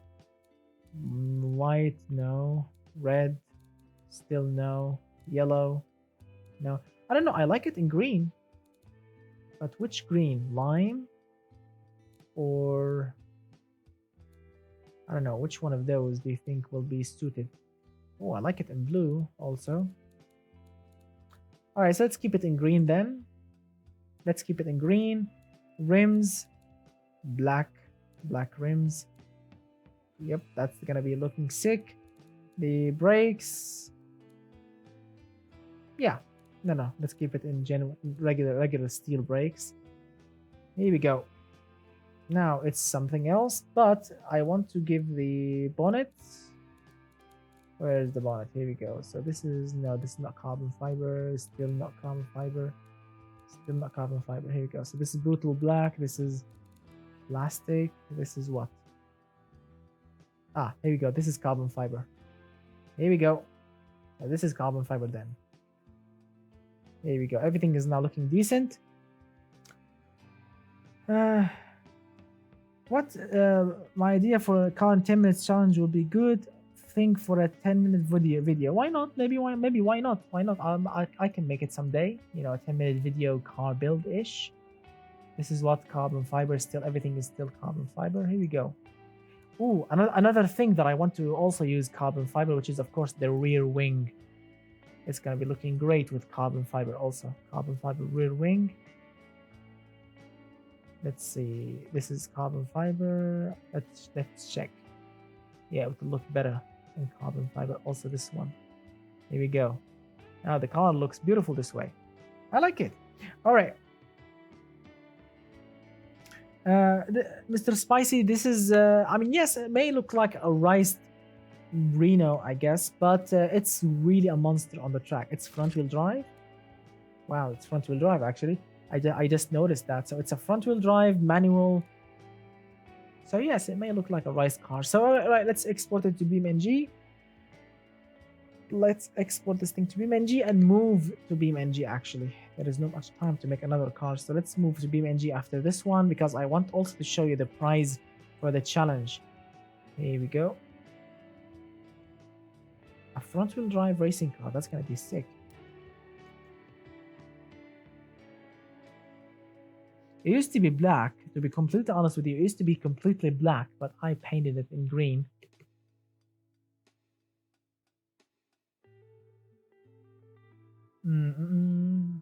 Let's see. Where's my cup of tea? Here we go. Go to Italy map, please. What do I want to do with Italy maps? Those cars cannot be driven on Italy. I'm gonna be crashing and flying off the cliff. Let's see. Is it better to have brakes that automation complains too strong or brakes that are slightly underpowered? Well, it's up to the car, my friend. If you are making a regular boring factory car, keep the brakes. Let's say brake pads, for example, on 40 max, for example, on a regular boring factory car. Sports car, you can go 50, 55. Racing, let's say supercars, you can go 60 if you are going like if you want to use it on the track, and like racing cars, you can go 70s and plus. And of course, you need to keep in mind the disc size. You can't really go super big, and also you can't go super small because they will fade and you will crash. So go medium. Don't go super hard. Don't go super low. Just stay in the middle. And of course, test it in BeamNG. I mean, the whole test is in BeamNG. See if the brakes are actually good or not. If they are not good, you can just go even bigger. All right, let's go to BeamNG. So Mr. Roy Shady says, "Hey, I want to buy a Mustang Fox body for my first car. Something I can do make it more polar bear friendly without losing power. Polar bear friendly without losing power. I mean, if you want to make it polar bear friendly, you need to put catalytic converters on it. But of course, it will lose power because there will be like restrictions in the way. But of course, you can engine swap it with a more efficient engine, of course, cleaner engine. Yeah, from a modern Ford, for example. All right, let's move on to BeamNG.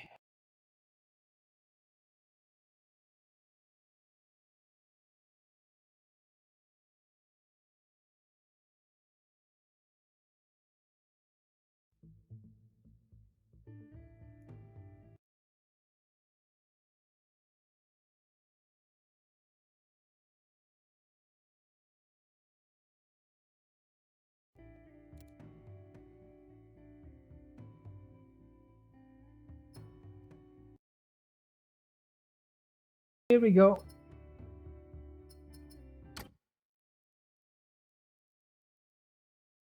Here we go. Welcome to BeamNG. Let me just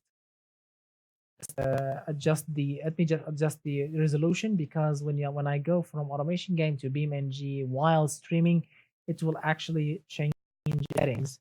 So let me make sure everything is looking decent as possible. Here we go. So a lot of you guys are suggesting to go to East Coast. Some of you are saying go to Italy. I mean, I don't know. There is also, remember, there is Road Atlanta. There is Pikes Peak. There's the Endless Highway map. There is the desert highway. There is the Top Gear test track. It's up to you, my friends. Let's go East Coast. Where exactly? The track? Oh, sorry, East Coast. Where is East Coast? Where is in God's name is East Coast? Where's on? I've never actually went to East Coast. What in God's name on it can I do? Okay, let's go to the highway. No vanilla maps. No vanilla maps. What do you mean by no vanilla maps? I want vanilla maps. All right, so let's test the cars. Although I really wanted to test them on the automation test track because over there I can just control it much better. But you guys want that, so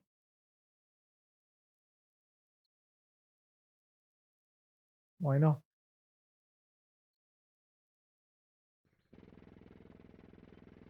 So as you can see, it takes quite a time to load. As you can see, it's not gonna load quickly, but it's not bad.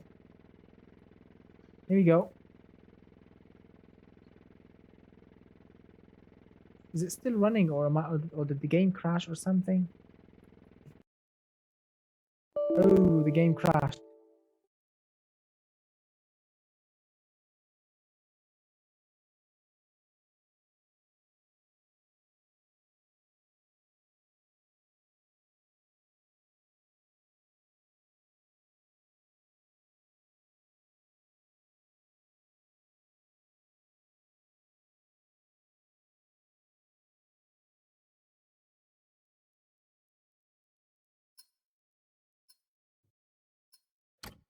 So East Coast.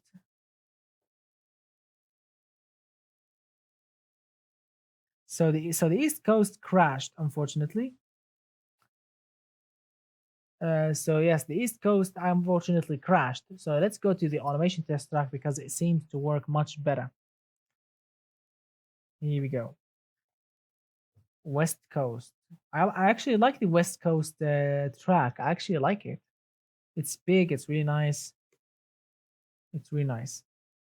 What the settings you made your voice cracky? What do you mean cracky? Let me check my voice on my mobile.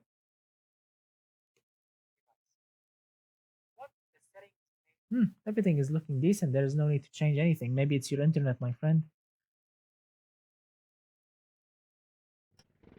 Let's see. Here we go. Now this is the automation test track. Let me plug in my trusty controller that I test absolutely everything on. Here we go. Yep, the controller is working. Here we go. So let me show you. We have seen all the cars. We have seen all the cars from automation game that you have, of course, sent me on the Discord. But now, the prize car for the winner, of course, of the 2019. What do you call it? Yes, Street Sleeper Challenge. All right, this is the prize. It's called the Hollywood LS9 Super. That is the prize, my friend, for the winner of the challenge. This is the Hollywood. Yes, my friend, this is a big 1980s land yacht, as you can see, with all of its glory. Look at that. There's like a hood ornament. It looks chromy. It has all the amazing 1980s love, boring, comfortable, power steering that you can actually steal the whole car with, of course, with your pinky, with your little pinky. And it's, yes, of course, it's a sleeper. It has an LS9 engine. It has an Chevrolet LS9 engine, the supercharged one from the Corvette, the supercharged Corvette with its dual clutch, with its official dual clutch specs from the Corvette. Yes, my friends, it has an LS9 supercharged with the dual clutch gearbox from the Corvette supercharged one. I don't know what the hell they call it. They call it ZR1, I think. Yeah, ZR1. So yes, it has of course, also it's supercharged, as I've mentioned, and it has nitrous oxide on it. And the total horsepower without the nitrous, it's 750 horsepower. Yes, it's supercharged. Let's see. Let me raise the volume a little bit so I can actually hear it. Oh, sorry about that. Where's the volume? Here we go. Where is the volume on my headset? Here we go.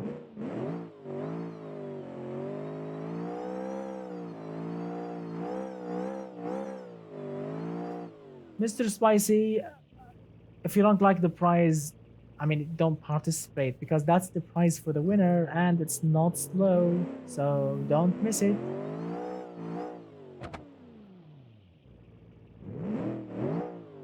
And we have some side, look at the exhaust.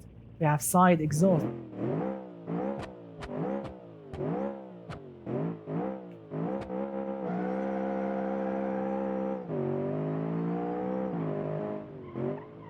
And yes, it can corner. It's not just Landiak.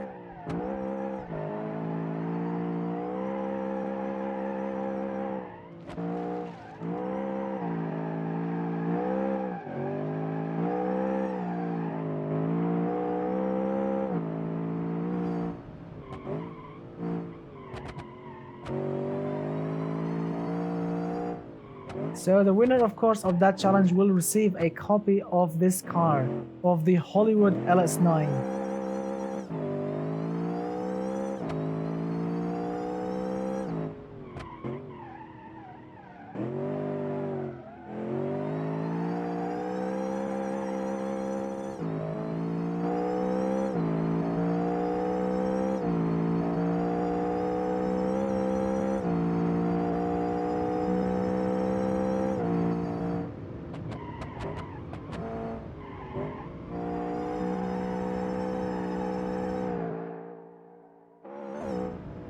Whoa.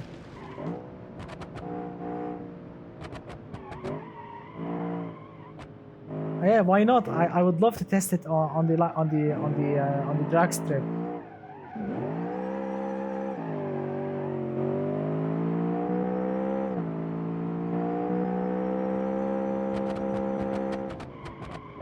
Shoots flames, by the way. If you noticed, if you actually keep it on the limiter for a long time, it will actually shoot flames.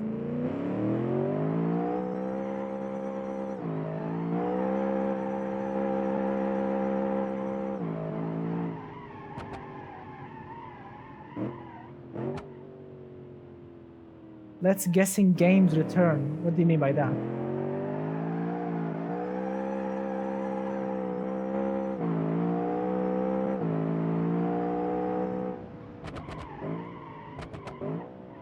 Yes, it does have the Corvette double clutch gearbox. Same as the Corvette engine. LS9 supercharged. Because that's the whole idea of a sleeper. That's the whole idea of a sleeper, which is taking your grandfather's car, which is a boring, I mean, look at that, a boring American car which can drive 0 to 100 in a year and a half. Put a Corvette engine in it, supercharged, of course, dual clutch, and make it super crazy. Look at that. You can put it in automatic gearbox. Look at that, and drive slowly. It still looks like your grandfather's car. Look at that. Super quiet, super elegant. And then when someone on the traffic light stop next to you and laughing at you for driving this thing, you will just say, "Hey, do you want to race?" And he will say, "All right, why not? It's your funeral, my friend. Here we go."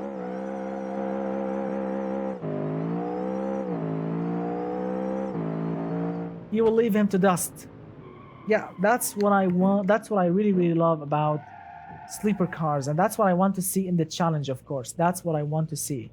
Let's read some of the comments.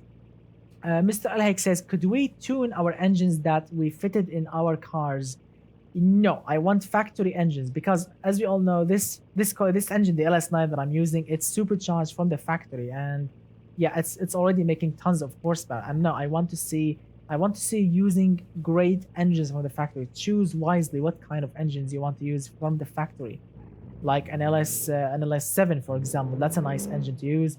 A Hemi 6.1 or a Ferrari V8, or let's say, for example, anything you want to use. A Lamborghini V12, an Audi inline 5. It's up to you. Go crazy. Choose wisely. Choose wisely, my friend. How did you get the supercharger on? I made a separate video, my friend. I made a separate video how to supercharge any car in automation game. You can find it on my channel. Just search supercharger in my videos and you will find that video. So you can learn how to put nitrous and supercharger. Yeah, KTM 125 Duke engine. It's up to you.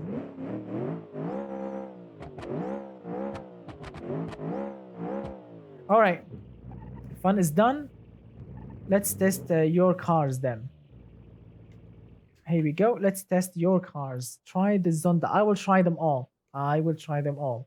So the first car, it's called the Alpha Beta. That's the first car. And let's test it first because the viewer of this car and the creator of this car, yeah, I mean, he needs to see how his car did. And we actually love this engine. BeamNG Drive can add a supercharger on the engine. The Iron Duke, yeah, that's a nice engine actually. So this car here, it's called the Alpha Beta. It has a nice engine. It has an inline 4 with a single point EFI. We loved it. To be completely honest, in automation game, this thing looks very, very nice. So let's see if this thing can actually be great here. It's torquey. I'm gonna take the short circuit because this thing is not gonna be as fast as the Hollywood. Yeah, no, you need to make sure, my friend, that automation game can actually support the engine. Because, for example, Hellcats are not supported, RB engines are not supported because, of course, there are no turbocharged, there are no twin turbos for inline engines. So you need to make sure that your engine can actually be supported by automation game.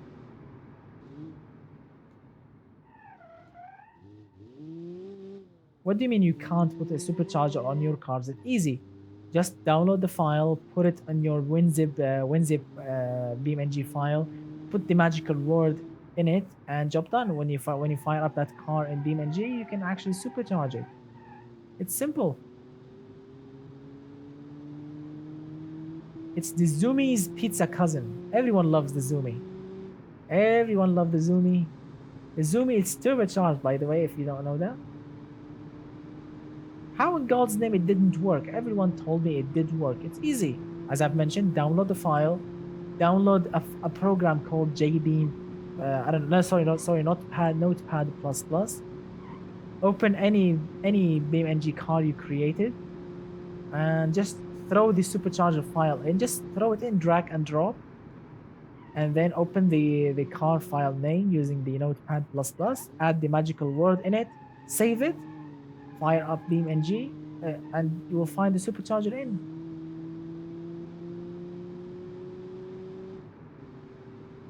Really easy.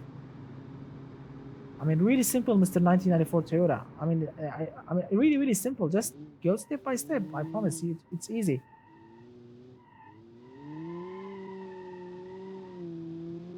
I did it on many cars, Mr. Toyota Supra Wheeler. I mean, many cars. Can it rally or just cut the corner to the dirt?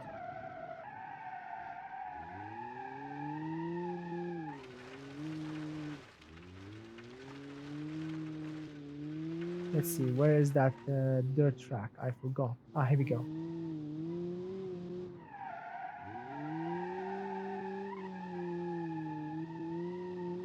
Handbrake turns are really fun with this thing. Yeah, handbrake turns are really fun with this thing. It's front wheel drive. It's not gonna be as fun as a rear wheel drive car.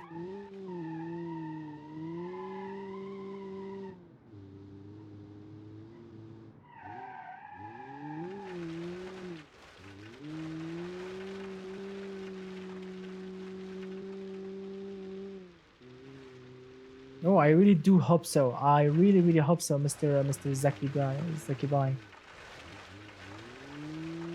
So as you can see, this is front wheel drive. So yeah, you need to use the handbrake like all the time to slide it. If this thing had like rear wheel drive, it would be much more fun. But it's not bad. It's not like the Zumi, but it's not bad.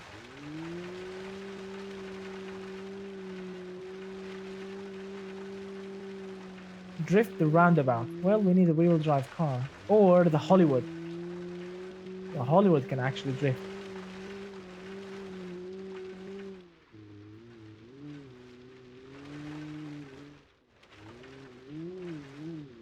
What natural gas and hydrogen fueled cars anymore? Well, hydrogen fueled cars are nice, and I really cannot wait to we can actually start driving those cars. Yes, yes, Mr. Spicy, yes.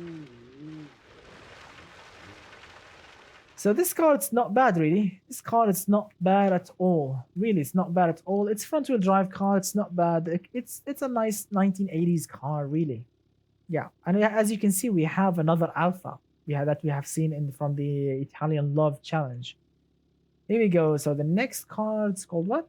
The Shooting Brake, which has luxurious interior. Let's test that on the track. Of course, not on the rally course because it has a front splitter and it will get destroyed. Look at that rear. Look at that bug over there. I mean, it's carbon fiber in automation game, but here it's blue.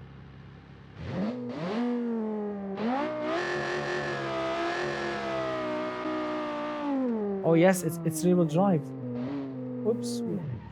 Wow, we have destroyed the car. All right.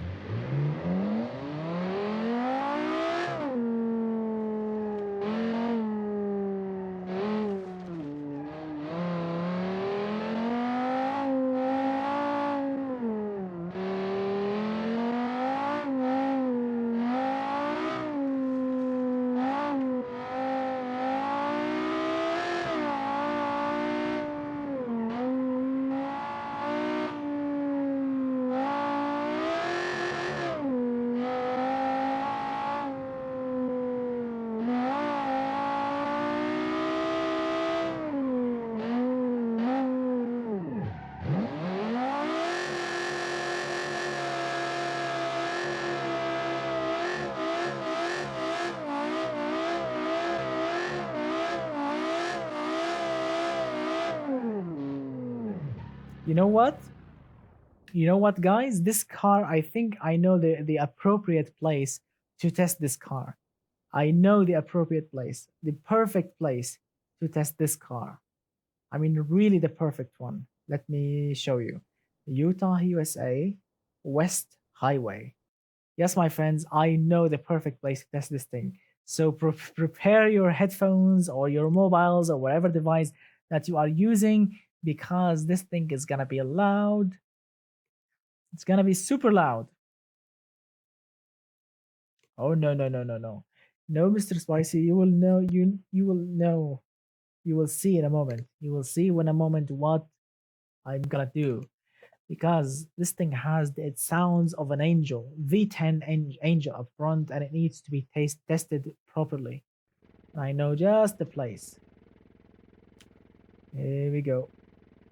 Here we go. Where is it? Shooting brakes. Oh yeah. Mr. The Blue. You got it, my friend. Yep. That's the one.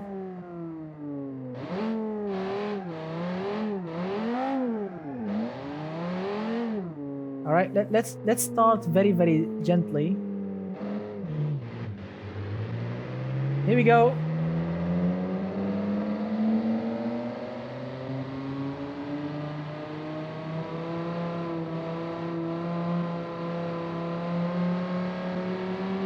And floor it.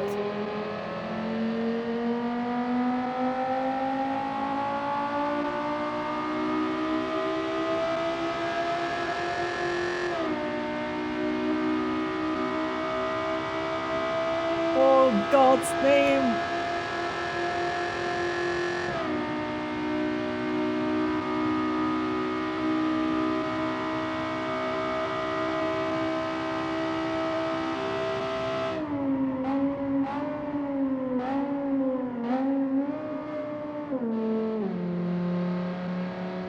I just had a crisis.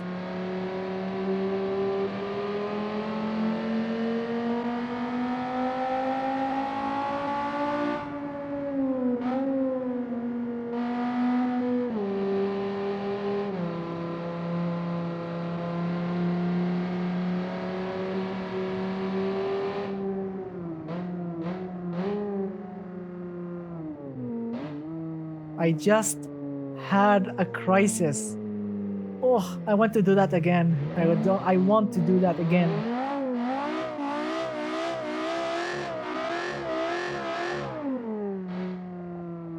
Start very, very gently. Fourth gear.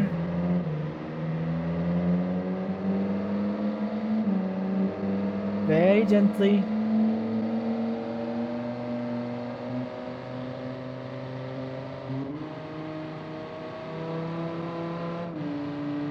Here you go. After this, the second turn. Ready, steady, and floor it.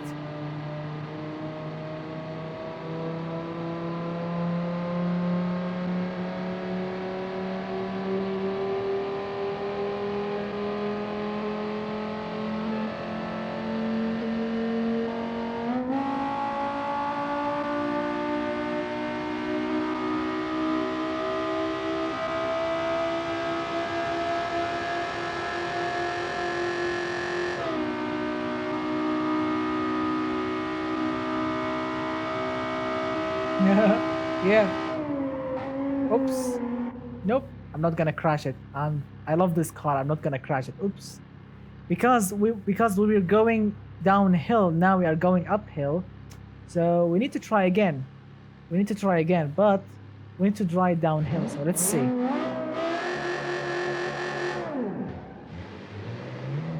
Here we go. Let's try again. Here we go.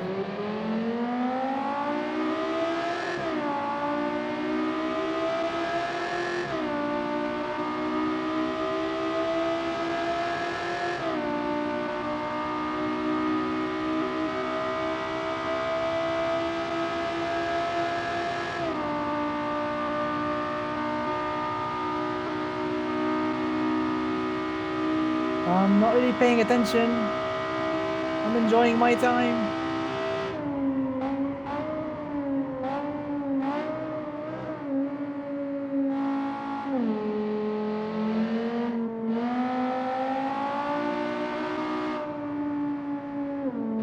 $4,000? All right.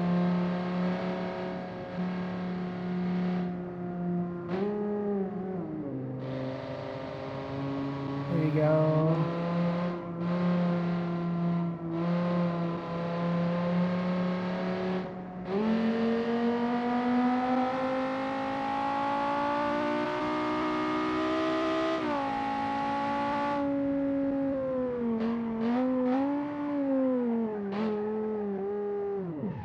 I don't care.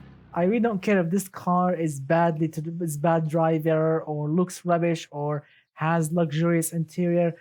This thing is sounds. Look at that side pipes, a screaming V8. Look at that V8. I just want to kiss it and love it and get it to sleep next to me and use it every day. Look at that beautiful V10. Who said V10s are rubbish? V10s are just angels from the sky, just coming down to give us power and noise all the way. Midlife crisis every day in every tunnel that you ever drive through it. Oh, time to test another thing. I want to hear. I don't care about the cars. I don't care how in God's name they actually sound at the drive. I just care about just to see them how they actually noise. Yes, I know there is a bug at 8,000 RPM. I think because the automation developers or BeamNG developers, when they actually recorded the V10 noises, they made, they said, all right, 8,000 RPM, that's it. More than that, it's not gonna work really well. So let's see another car. Let's see another car. There's the Hollywood. All right, this one, the Lisara. Or let's try the Lisara. Here's another car from the collection that we have just downloaded. Hopefully it will sound good. It's an inline 4 engine. Come on, load. Oh, this thing is quiet. This is like a church mice. It's really quiet, but the tunnel shall help that. Wow, that's weak.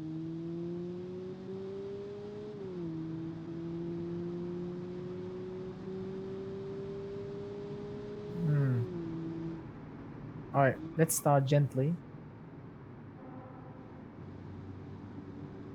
Here we go. First, let's take the corners, and then I'm gonna floor it. You know, of course, I'm gonna shift down a little bit, but I mean, it's really quiet. It's like a monk driving through the tunnels, unlike that previous car, which was the devil himself. All right, so let's see. Shifting down. Ah,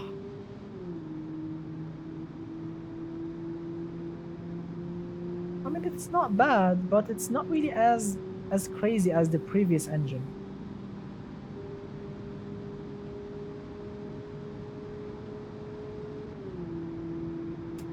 Too quiet. I mean, I love it. I mean, yes, it's a driver's car, but since we are using the tunnel, I just want to use tunnels. I just want to use the tunnel in the name that God's created it to be. So this thing has the Muroc E300T. I'm gonna test them one by one. Which car will actually wake the neighbors? Which car will actually make your neighbors to call the cops on you?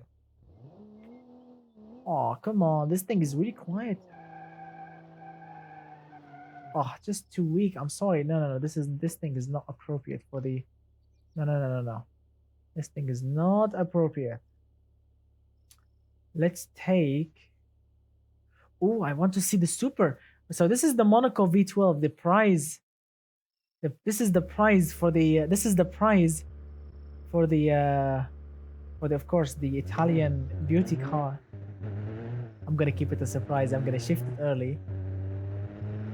Yeah, because this thing, I know it's loud. Because it's supercharged also.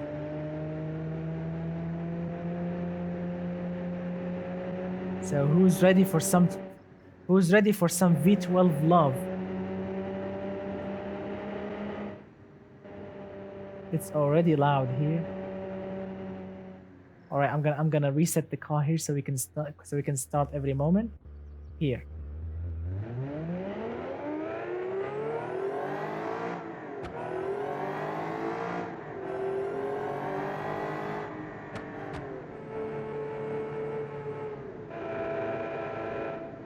After the corner, get ready for some supercharged V12 love. Ready, steady.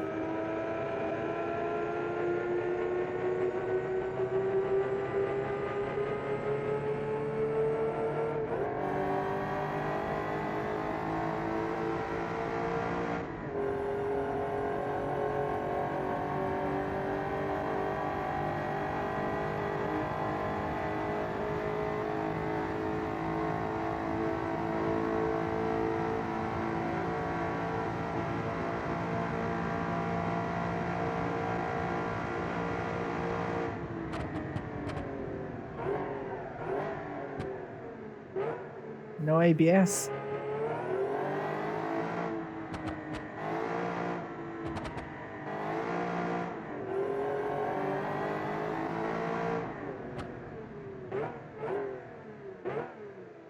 All right. Not bad. Not bad. I mean, I know this thing was loud. I know that, but it's not bad at all. I mean, the supercharger whine, the V12. I mean, yes, I know that wagon sounds like an angel from the sky, but we need to test everything. We need to make sure everything sounds good. So the next car is called the Pagani Zonda. So this thing has 1,600 horsepower with a super laggy V8. Who knows how this thing in God's name will sound? So let's see. The dude who made this thing, the Pagani Zonda, he claimed I don't know, has like I don't know, 400 something horsepower, but I don't know. Listen to it. It just smokes. It's a smoking machine. There we go. So yeah, it's a fake Zonda. It's not really Zonda. Ooh, a flat plane V8 will definitely sound. Yeah, blue carbon. It's just fake carbon fiber. Here we go.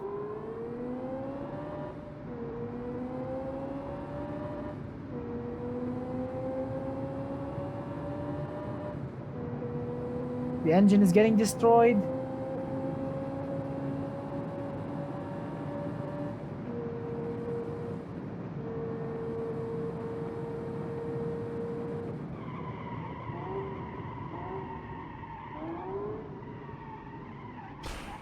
Oops. Oops, we have blown a tire.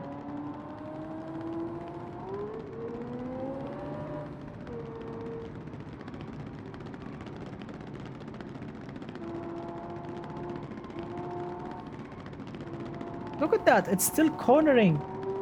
It corners nicely. This thing actually corners nicely even with a blown tire. That's a surprise. Wow. All right. Next car or next victim.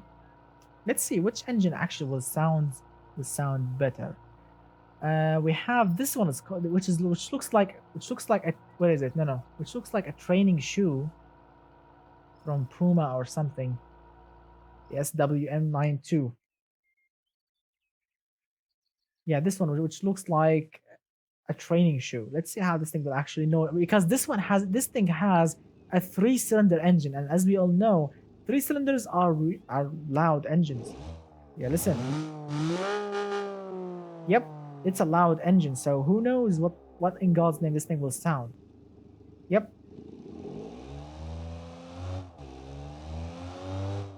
Sounds very not bad. Here we go.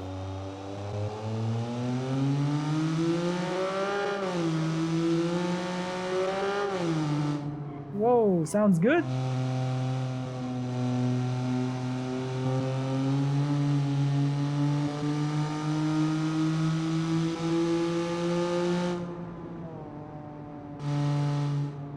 Corner. All right.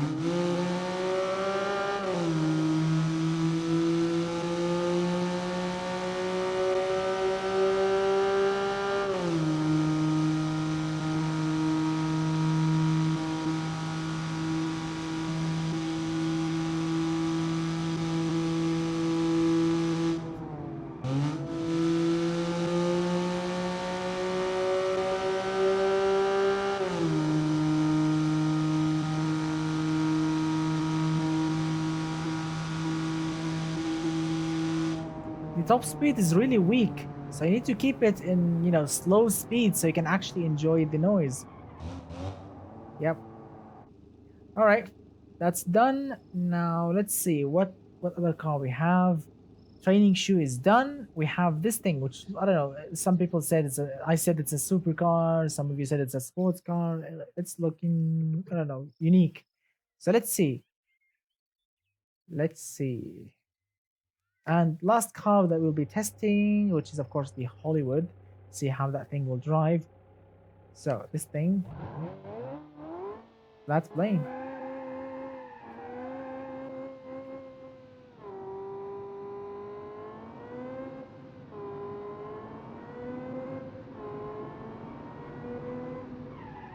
Whoa, that's weak.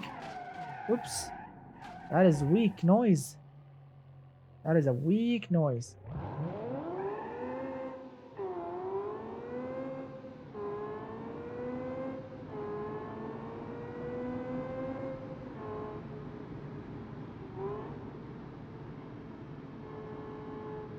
Aston Martin / Corvette, I think.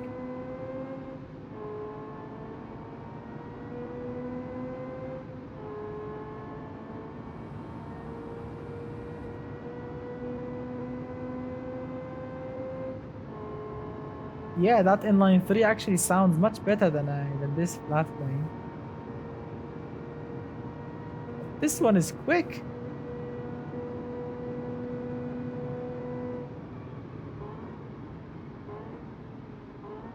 Brakes are fading. That's not a good sign.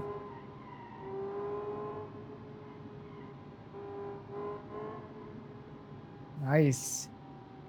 All right. Oh, we are here again because we have crashed. All right, it's okay. Feels bad. All right, so let's see. We have all right now the Zaytuna, and then after this one the Yoko something. All right, so the Zaytuna. This thing should sound good, I think, in my mind. Where's Mr. Tabs? He's been waiting for this car for a long time. Oh, that's gonna sound weak. What in God's name this engine has? This thing has a 5-cylinder engine. Yeah, a 5-cylinder. Here we go.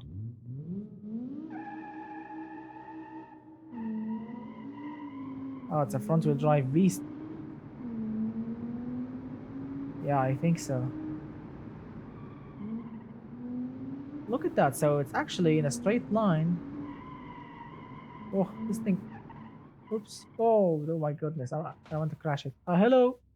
Oops. The moment I crashed your car, the moment you are actually here. Let's try again.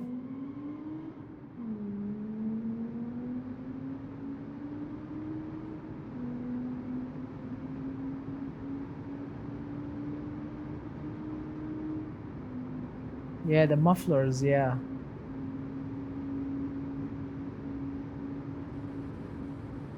Yeah, it's too quiet.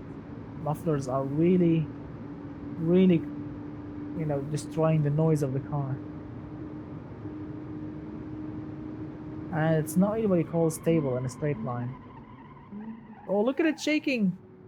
Look at it shaking like a blender.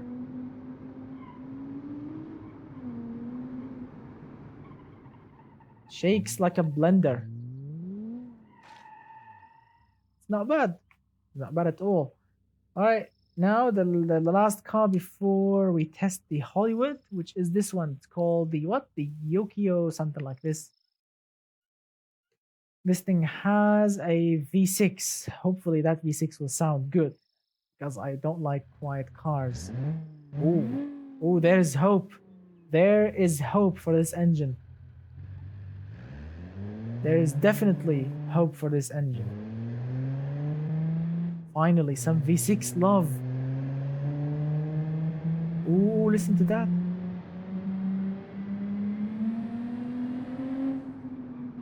Come on, straight line.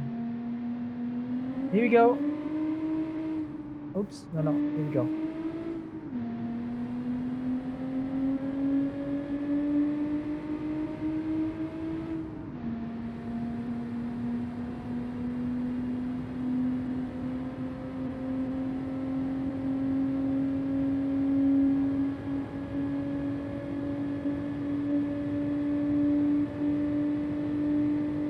It's fast. It's nice.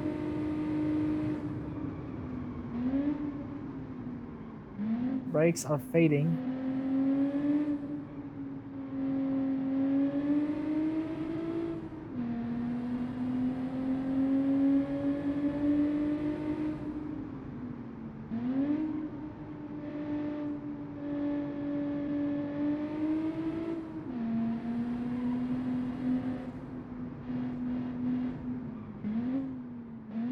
Not bad. Nope. This thing doesn't love to do burnouts, but it looks good. Looks somehow good. The engine is smoky and it sounds good. And it performs and it's really fast. Alright, now let's test the, before we leave this map, let's test the Hollywood. I want to hear that LS9. See how that thing will actually, will be. Oh, Mr. Toyota, see, so, but before you go, Mr. Toyota, before you go, just check out the LS9.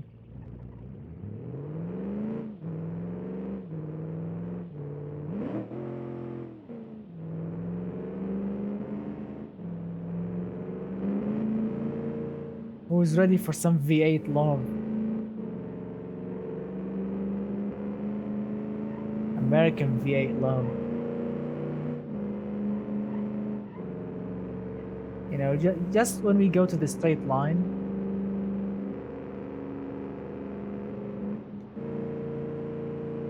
Here we go.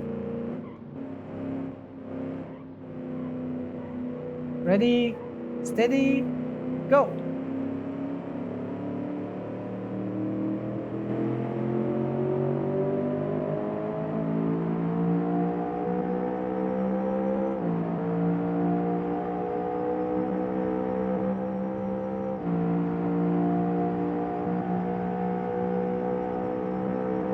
look at the temperature. Temperature. Temperature was rising. Nope. Nope, I don't want to crash it. But the temperature was rising for a little bit, right? Typical American cars. I mean, yes, typical American cars. Oh my god, how I'm gonna actually turn this thing. Look how long this thing. Oh crap. Reverse again. Here we go. Alright.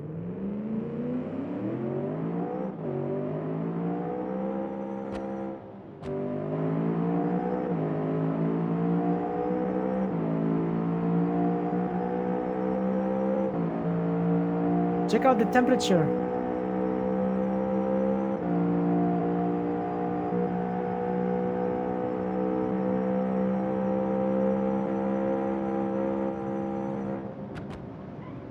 Oops. No.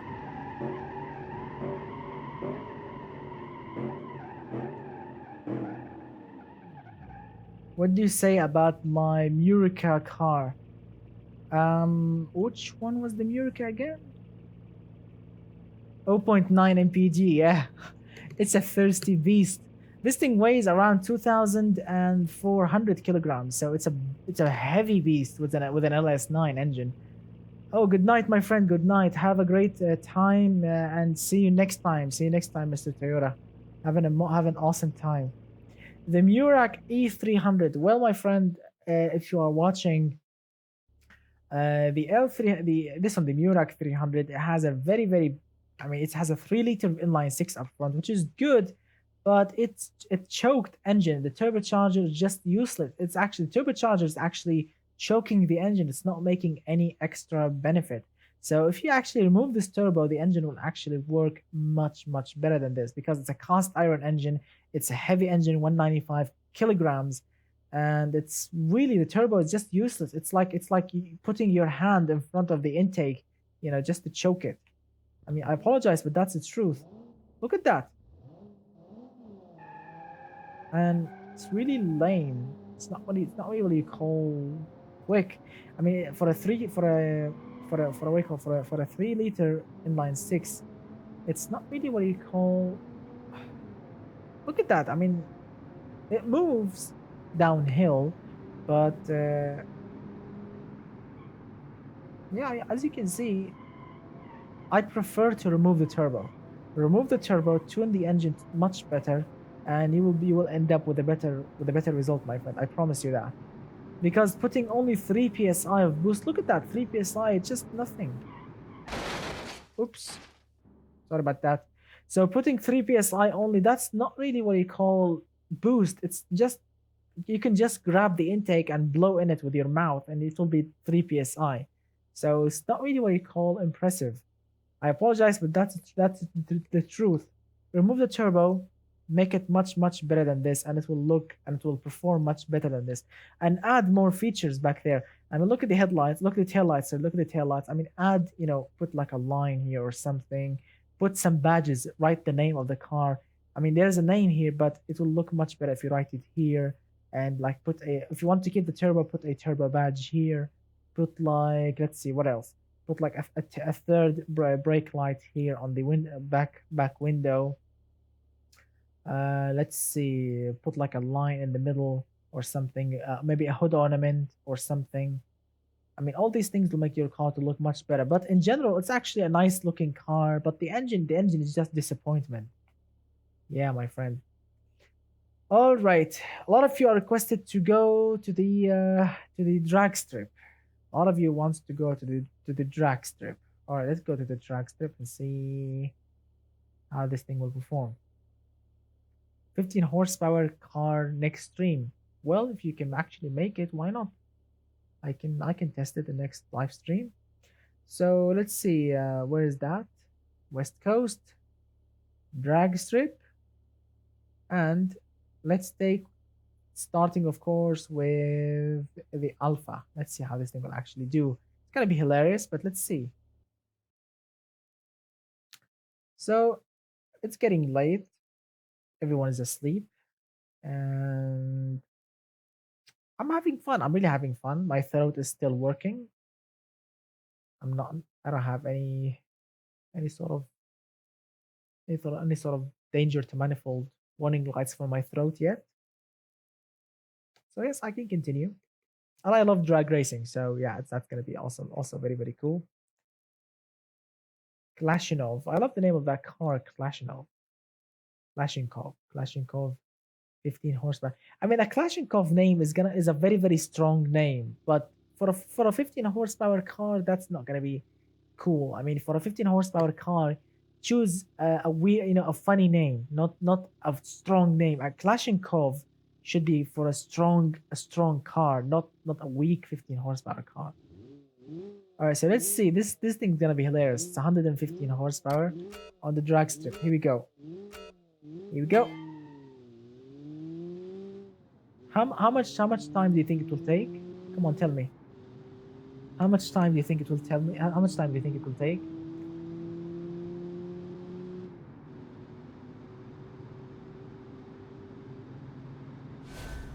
Wow.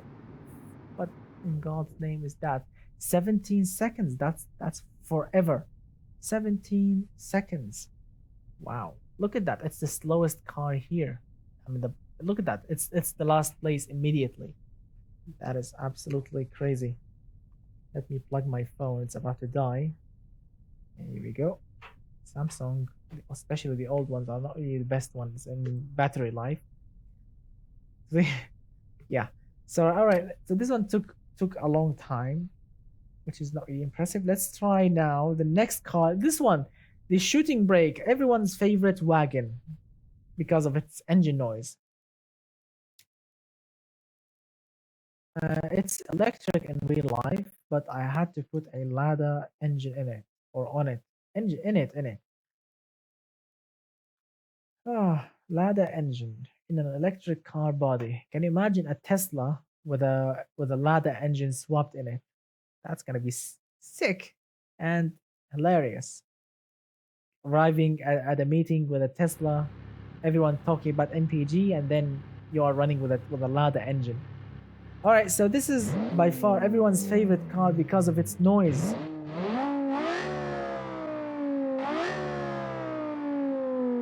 Let's see how this thing will perform. What do you think, guys? Ideas, come on. What do you think? How much time this thing will take? Come on, guess. What do you think about it? Guess. Come on, tell me. What do you think? This thing has a 600 horsepower naturally aspirated V10. What do you think? It's rear-wheel drive. How much time do you think it will go on the drag strip? How much time do you think? So Mr. Bicycle says 11, Martez says 13.4, Marcos says 10, Their Blue says 11, NK 11, Sticklow 10. All right, let's see.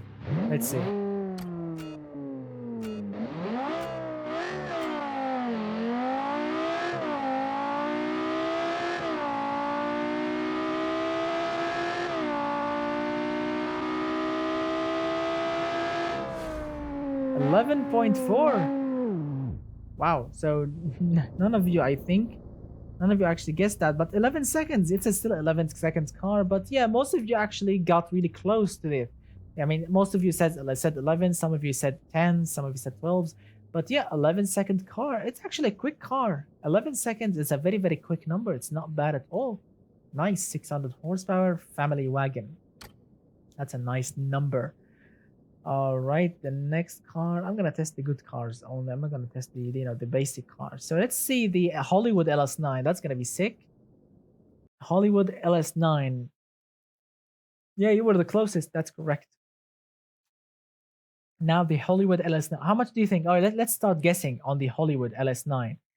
It has a supercharged LS9 Chevrolet engine, dual clutch. It's making 750 horsepower on the supercharger alone, and 1,000 horsepower on the bottle, or the nitrous.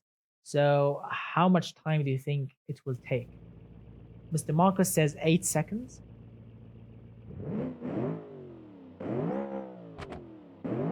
Come on, guys. Mr. Marcos says 8 seconds.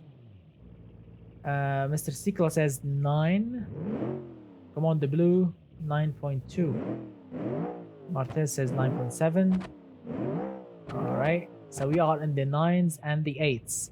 Let's see which one will get 9s or 8s. Here we go. 9 or 8. That's going to be awesome.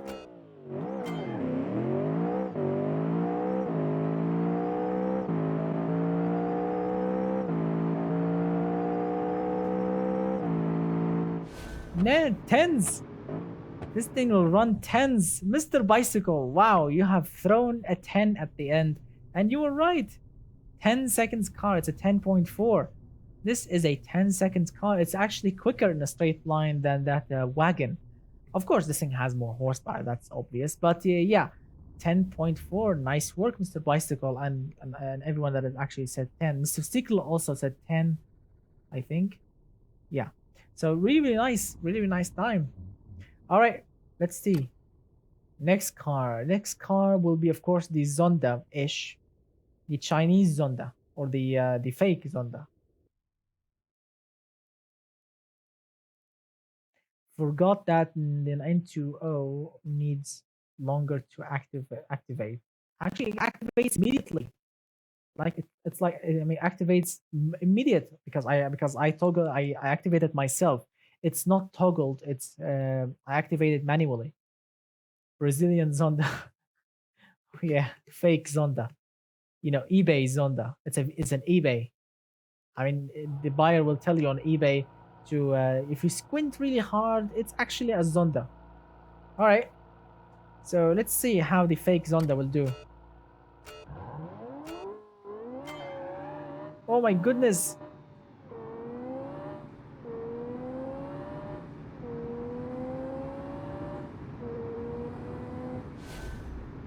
No. So this is a bad number because this thing did a wheelie. All right, so let's guess on it. I'm going to launch it correctly now. I'm going to launch it correctly. Let's see how this thing will perform. Come on, guys. What do you think? Come on, throw a quick number. I did launch it weirdly. No, that wasn't great. I'm going to launch it correctly now. So what do you think? This thing is a wheelie machine. 9s by Mr. Ciclo. Look at that smoke. It's like diesel.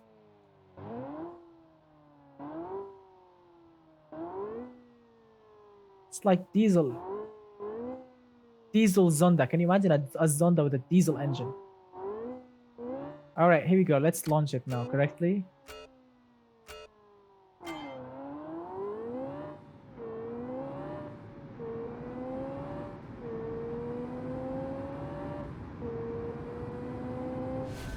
Tens.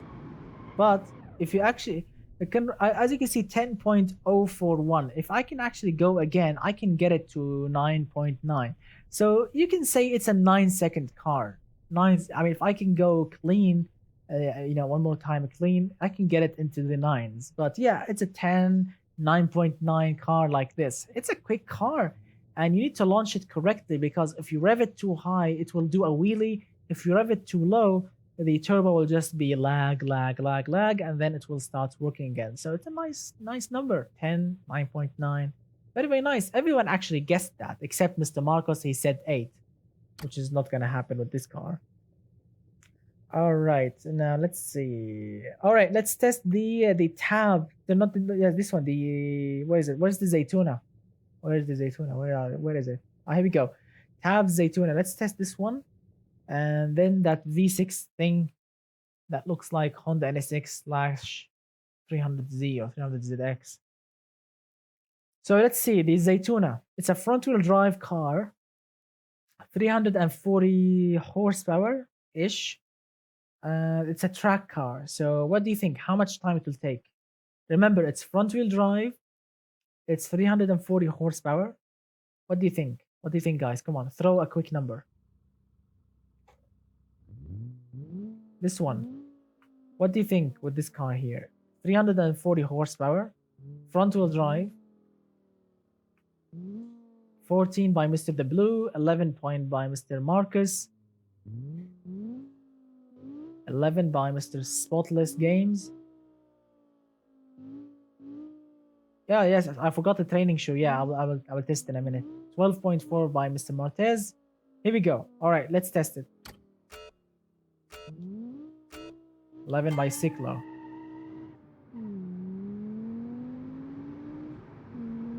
15.6 by Martiz again. No, I changed it mine. Oops, misshifted. Crap. I misshifted 11.8.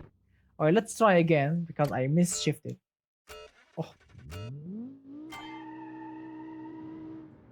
I did misshift. I apologize. Let's try again. This thing is really quiet. You forgot to shift. Wow, 11.8. 340 horsepower. 340 horsepower, Mr. The Blue. And front wheel drive. Wow, that's actually quick. That's actually V8 territory. You actually see V8 cars, V8 muscle cars that can run 11s. And this one is front wheel drive and it's 5 cylinders only. So yeah, that's going to be awesome on the drag strip. Cool, cool, Mr. Spotless. Yeah. All right, let's test the training shoe. 12 years to 100 kilometers per hour. The Muroc. Oh, yes, the Muroc. That's going to be sick also. Let's see. 12 years to 11 to 100 kilometers per hour. It's like Honda Civic Turbo. Yeah, 11.8. That's a very, very impressive number. All right, now this car here, which is a close-ish replica to a Mercedes 300E, I think, and it has a straight six engine, a very heavy one. I don't know. I forgot how much horsepower. I think 130. I think with a tiny turbo, 3 psi of boost, heavy car, heavy engine, and let's see, God's knows. So 16.8 by the Blue, 15 by Marcus, 16.6 Martez. Come on, guys. Come on, Mr. Spotless Gaming. What do you think? 130-ish horsepower. Cyclo says 17. Ooh, that's low. Spotless says also 17. All right, so let's see. Ah, yes, and it's automatic also, so we need to sleep. Should I fall asleep or should I keep on watching?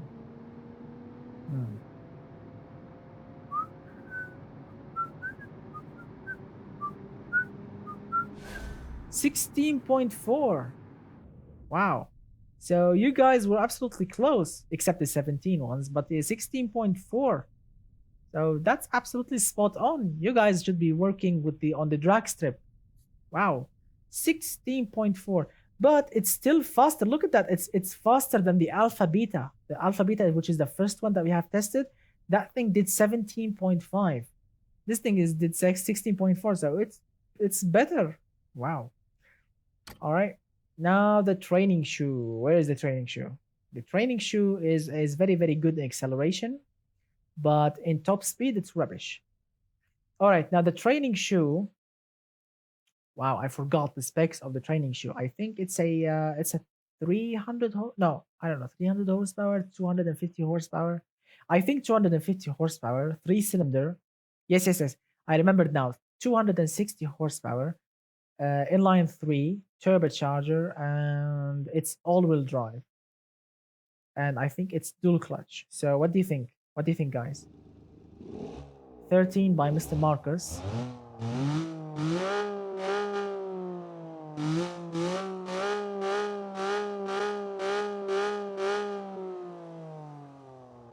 Ten seconds by Mr. Marcus. Whoa, that's very, very optimistic. 14-ish or 15 by Mr. Spotless. That's too long. 11.5 by Mr. Pitata.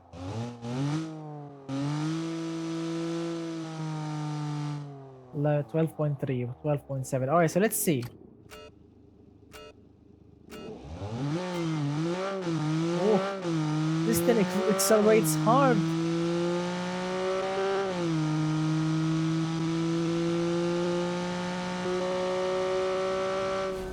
12.1. Let's try again because I really want to see the acceleration. This thing accelerates like a rabbit. Wow.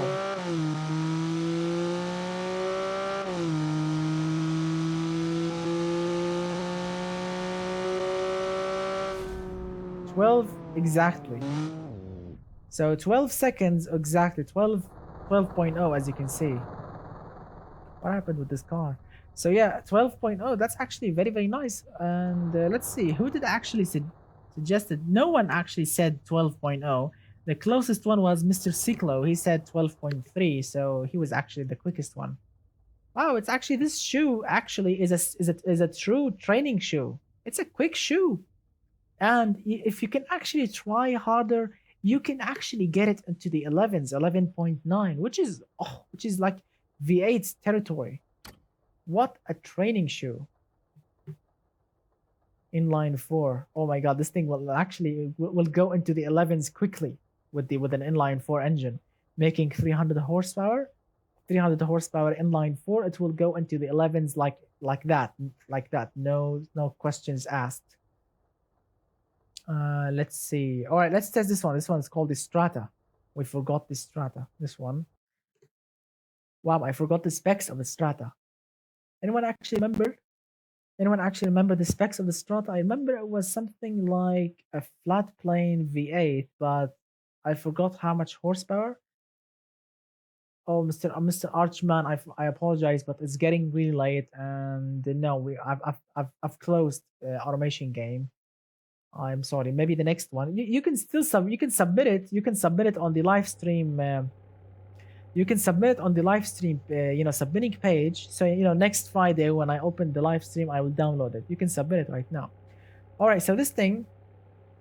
I don't know. I forgot, but it has a V8 up front. It's fast. It's really fast. It can go like I don't know, 290, 280 kilometers per hour. So it's a quick car. I'm gonna say like 500.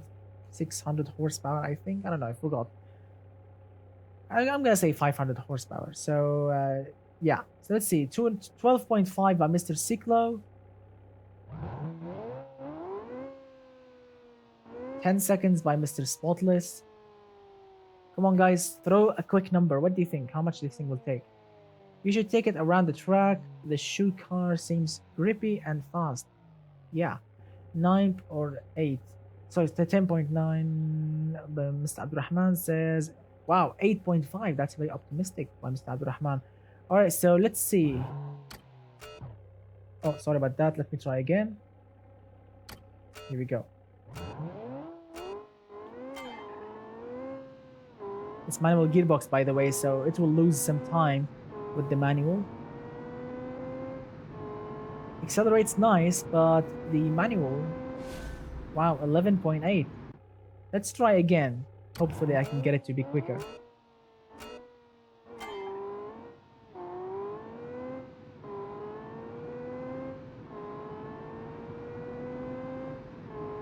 $11, 8.5 was very, very optimistic.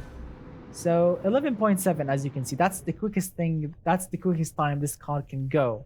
11.7. It's not bad. It's not bad at all. I mean, compare this thing to the look at the Project X V16 King Beast. 7 seconds, 7.7 seconds. This one is 11, but it's still, look at that, 11.7. That's nice number. It's not bad at all. But for a supercar, it's embarrassing. Let's see. Okay, so we have tested basically absolutely everything except I want to see where is that? Oh, I want to test the Monaco V12 Super, which was the prize. I want to test that. So what do you think about the Monaco? The Monaco Super has a 3.5 liter V12. It's supercharged with 350 horsepower. And let's see, it's rear-wheel drive. It's mid-engine. It has manual gearbox. What do you think? 350 horsepower, 3.5 liter V12. It's supercharged. How much time do you think it will take? It's 1970s. It's Italian, so the clutch may blow up on the track right now. So yeah, maybe when I drop the clutch, maybe the clutch will just blow up because it's Italian and 70s. So 12 seconds by Mr. Marcos. Let's see. The blue says 12.6. Spotless says 11.8. Abdurrahman says 12.3. Archman says about a 12. All right, let's see.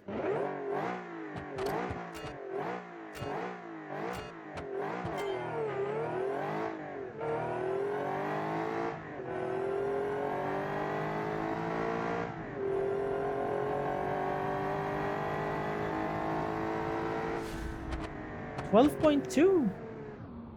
Wow, a 350 horsepower can go 12.2. Wow, that's actually very impressive, and especially for an Italian 1970s car. That's actually impressive. I've never actually expected a 1970s Italian car. It's actually quite good. I'm actually surprised. What a machine. What a machine indeed. Any cars to test? Any cars you want to see on the track, on a drag strip, or would you like me to head to the track? Any cars you want me to see? Any car would you like me to see? Would you like to see? Oh, I forgot. Yes, I forgot this one. The Nord. Sorry. I forgot the Nord. Yes, that V6-ish something, which is really, really awesome. You didn't test the Honda one and the Lisara. All right, so we have the Honda, which is the Yoki something Nord. The sport shoe is done. The sport shoe is done. How much time it did it actually go? The sport shoe, 12.0, I think, right? Or 11.9, I think. I don't know. I forgot. The sport or training shoe. Anyone remember? All right, so this thing here, which looks like, I don't know, a Nissan 300ZX slash NSX Honda, has a twin turbo, I think. Yes, it's a twin turbocharged V6. I don't know, making, I don't know, 500 horsepower or something like this. It's mid-engined. Really? It's mid-engined or rear-engined? I think it's rear-engined or mid-engined. I don't know. So whatever, rear-wheel drive. So what do you think? Mr. Cosmin Z says 12. Spotless says 11.4. What do you think, guys? Twin turbocharged V6.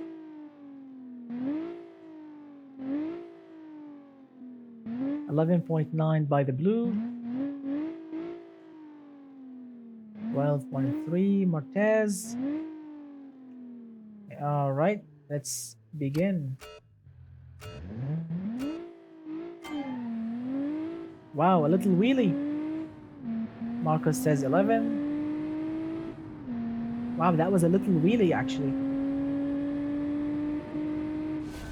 11.8, Mr. Abdurrahman, you are very close. Also, Mr. Archman, 11.6. Mr. The Blue, 11.9. You guys are really close. Mr. Spotless, close-ish, 11.4.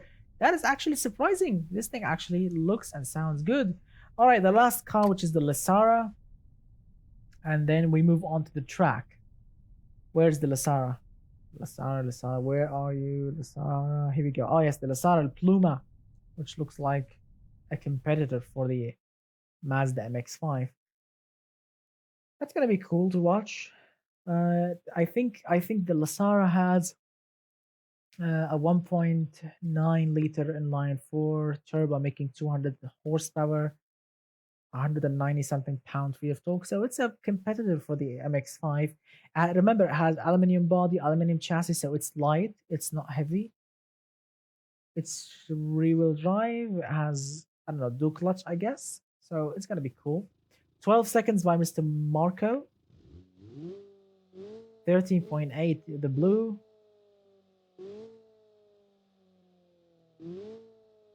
What do you think, guys? 10.9 by Mr. Spotless. Spotless Games. 13.6 by Mr. Martez. Come on, Mr. Abdurrahman, what do you think? Archman, 12.2. Come on. What do you think, Mr. Abdurrahman? Come on. Throw something, if you don't mind. Or not. Let's see. It's automatic. Sorry, dual clutch. So I'm gonna leave it in automatic mode. Huh. Accelerate's not bad actually. Oh, 14.3. That's astonishingly slow. Astonishingly slow. Sorry, slow, which is not really great. 14.3. I want to try again. That's very sad. 12.4 by Mr. Rahman. Wow, that's astonishingly slow. Look at that. Come on, power. Come on. 14.1. That's embarrassing. So these cars, the MX-5, this one that I'm driving right now, they are not really drag racing cars. No, they were meant to do this. They were meant to go on the track. So, so let's head to the track and see how this thing will actually drive. Yeah, they are not really for drag racing. They are for track racing or, enjoying on the road. So let's see. So let's see. It's actually not bad. Look at that. Actually, it feels grippy. Feels very, very balanced.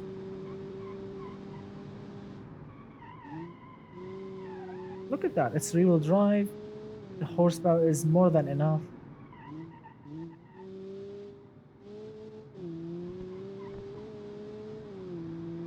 This car was meant to do this, not drag racing. Drag racing, it will be embarrassed. But on around cornering, it will be so much fun. Yeah, it's quick. That's correct. It's quick, but not fast. Top speed is rubbish, but accelerating and going around corners, it's fantastic. Look at that. Brakes works correctly as they should be. Look at that. It will spin out in a controllable manner. It's a nice car to drive on the track. Sunday driving if you want to enjoy your time. Has dual clutch, so it will shift like the speed of lightning, which is really awesome. Feels super grippy, super balanced. I mean, really, the dude who made this car made an awesome effort. An awesome effort tuning the suspension, tuning the chassis, the engine, everything to make it as... look at that. I'm flooring it. Look at that. I'm using 100% of the engine horsepower and I'm still getting good mileage. Look at the mileage. Look at the fuel consumption. Look at that. Look at that. 10 mpg. I'm flooring it 100% throttle and I'm getting better mpg than a V8 on the highway. Look at that. So you can actually drive it on the track with a very, very high speed and you can actually save more fuel than a V8 doing like 70 kilometers per hour on a highway. That's amazing. You can have so much fun on the track, saving more fuel than regular cars on highways. That is astonishing. That is your car, Mr. Martez. Oh, my friend, you did an awesome work. Absolutely spot on. Yeah, a tuned car like the Mazda Speed. Look at that. Absolutely masterpiece. I can just keep on driving and driving and driving and driving this thing until the fuel ran out, and that will take like 3 days of driving. Oh, hello, Mr. Tabs. Hello, my friend. We were enjoying driving this masterpiece here on the track. This thing is just the money when it comes to cornering, stopping, accelerating, but not top speed. But yeah, it's a nice car. Really, really awesome. And since you are online again, Mr. Tabs, let's test your car because your car, I believe, is a track car, a front-wheel drive track car. So let's see what the Tabs can do or the Zaytuna can do. Yeah, because I'm not kidding. The name of this car is Zaytuna, and in Arabic that means olive. There we go. So new turbo, and I don't know what else that changed. Paint job. All right, so let's see. I really wish this thing had like sequential gearbox. It would be much better than manual. Look at the acceleration. This thing accelerates like a running rabbit, but shakes like a blender.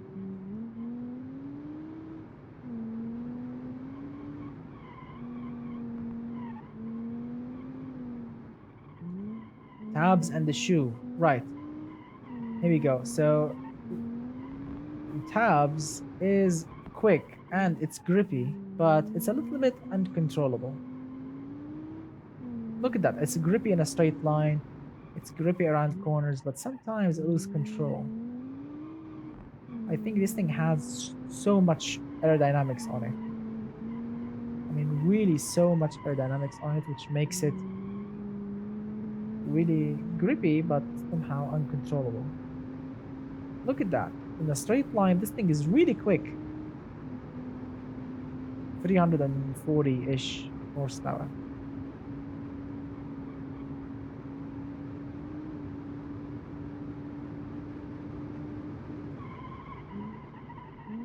Oh, the brakes. Brakes are not bad, but you know, for a moment I thought we were going to crash. All right, when we reach the finish line, I'm gonna select the what I call the training shoe, and then after it, I'm gonna select that fake Zonda.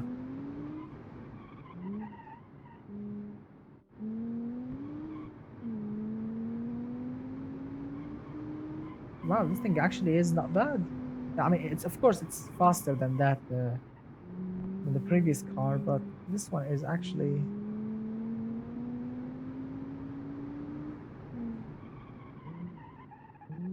shakes like a blender. When you will be live next? Every Friday, my friend. Every Friday at 9 p.m. plus 3 GMT time, I go live every Friday, Mr. Cosmin G. Sorry, Cosmin G. Z. Sorry, Z. All right, so right, one by one, let's go and test the back to back. Let's test the training shoe, and then let's test the fake Zonda, and then after it, we'll be testing that fake Honda NSX. All right, training shoe for the win.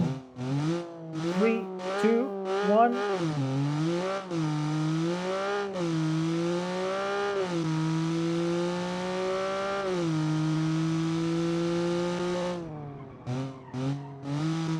All right, first corner. Brakes are good.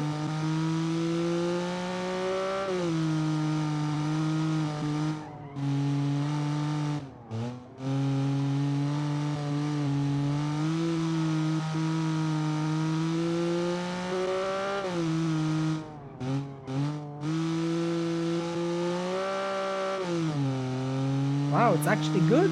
Very good. It's a true training shoe. It's very grippy.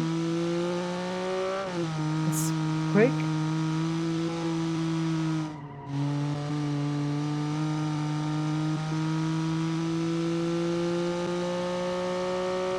Oh, thank you for joining my live stream, Mr. Tabs. Have an awesome weekend. See you soon, my friend. This thing is really loud. I need to speak loud. Look at that. The brakes are so strong.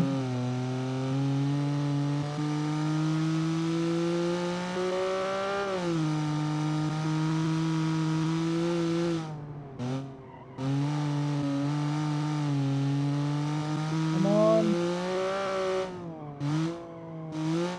Oops. Whoa. What did we lose? I think we have lost the front splitter.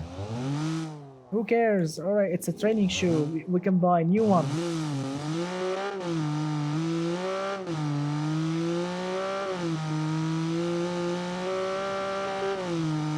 It's too low, that's why. It's too low, that's why. Yeah, best training shoe ever.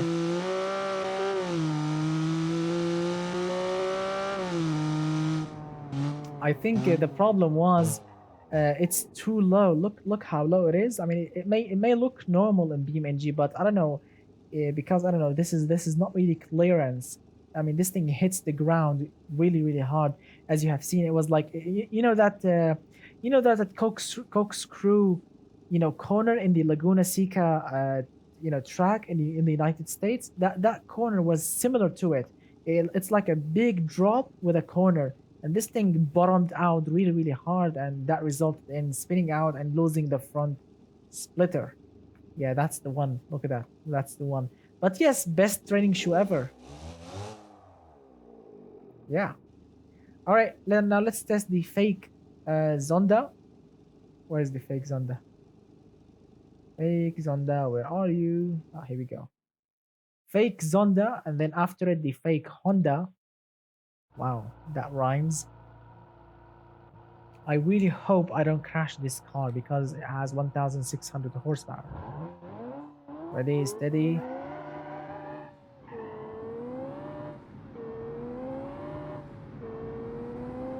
We need amazing brakes to stop this thing. And immediately you see the brakes overheats. First corner.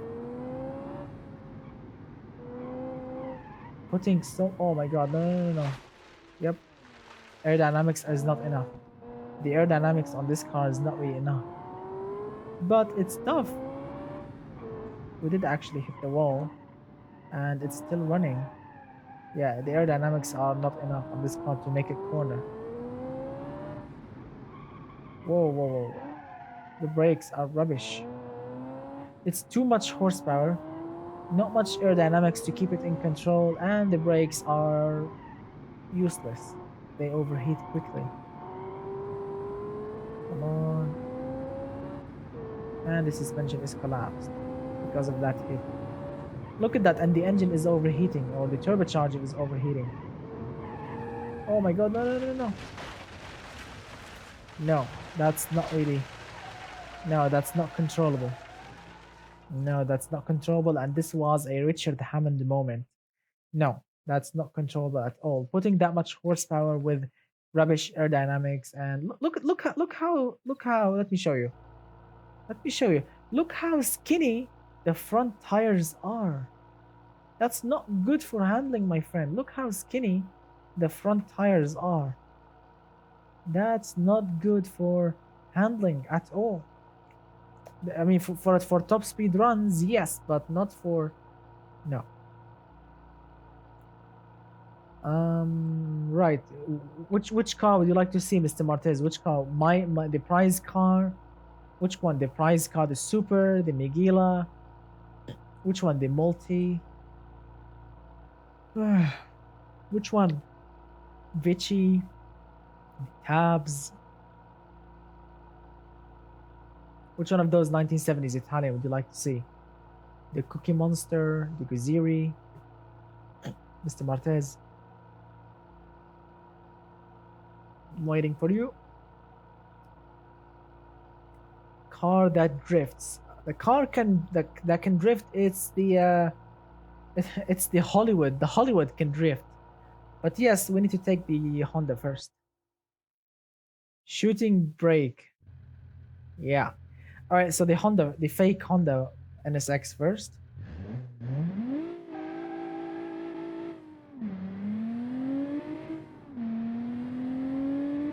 Nice acceleration. Sounds really good. Oh, brakes. Brakes are sketchy.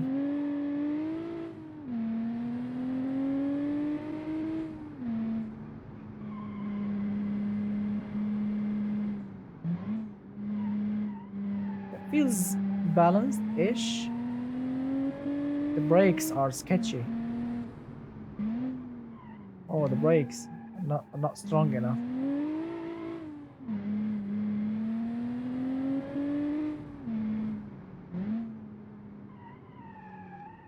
Yes, the brakes are not strong enough. Also, the aerodynamics are not keeping it, grippy enough.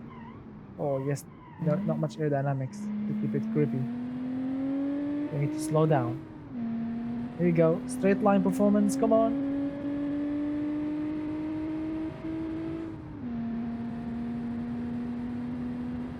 It's quick in a straight line.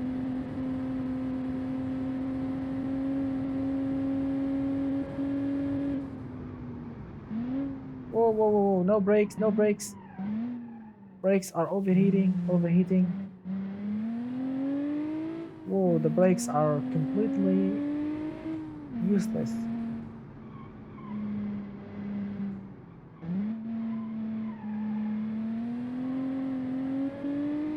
They are not getting cooled down quick enough for the second corner.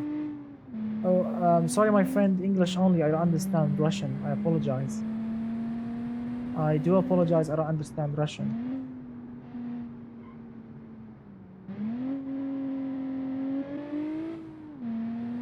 Any tip for a suspension that can carry heavy downforce load? Well, because as we all know, Mr. Marcus, if you are designing a racing car with tons and tons and tons of downforce on it, you need to use very very stiff springs, very very hard springs. So I suggest progressive springs and go mental with the stiffness of the dampers and the springs. That's a nice tip. So you can actually so the suspension can actually carry that heavy downforce. Yeah, because you can't create. For example, look at my Crown Vic. Look at my Crown Victoria. Can you imagine my soft suspension Crown Victoria with a ton of downforce on it? I mean, the suspension will just explode because it's very very soft. It's not designed to take that much heavy load on it. But if you put stiff springs in it and stiff dampers and shock absorbers, you can put as much as you want of downforce on it. So yeah, that's a tip if you are designing a racing car with a ton of downforce on it. All right, so this fake NSX is actually not bad. Everything is good in it except the brakes. The brakes are completely rubbish. You have two Russians watching stream. Awesome. Awesome. Welcome, my friends. Awesome. Well, everyone's welcome. Russia, Europe, Australia, everyone is welcome. Mr. Martes says, I know that Guzira was drifting in the video all the time, but I noticed you didn't like it too much, or some underrated car from 70s Stalin. I know Condor something look under. Which one? The Condor. Where's the Condor? Condor. Where's that? Let's see. Where is that Condor? So I don't know. I forgot. What? Where are they? So these are all the 70s cars. So where's the Guziri? Am I going blind or something? Here we go. So this is the Guziri actually looked nice. The Guziri actually looked nice. It's not bad. Uh, where is the Condor? I think the Condor is not here. Am I correct? The Condor is not here now. But no, I remember the Guziri was a nice car. The Guziri, it's not a bad car to drive. The white. Oh yeah. Oh sorry. Oh my God. I was going blind. Here we go. Here we go. The Condor. Yeah. What do you mean the Condor? I said the Condor was not bad.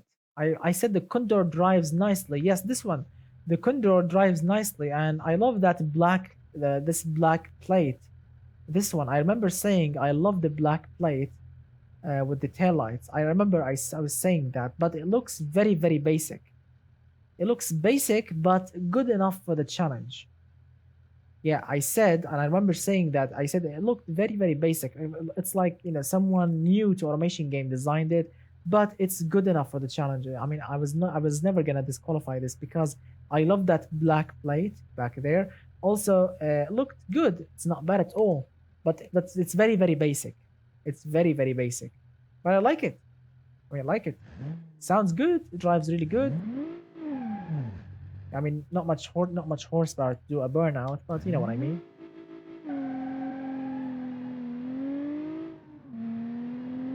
I mean, looks like this car is from Miami Vice entry version supercar. As I remember also saying it's an entry version supercar, which is really good. I mean, look at that. This thing drives really nicely. I remember saying this thing drives really nicely.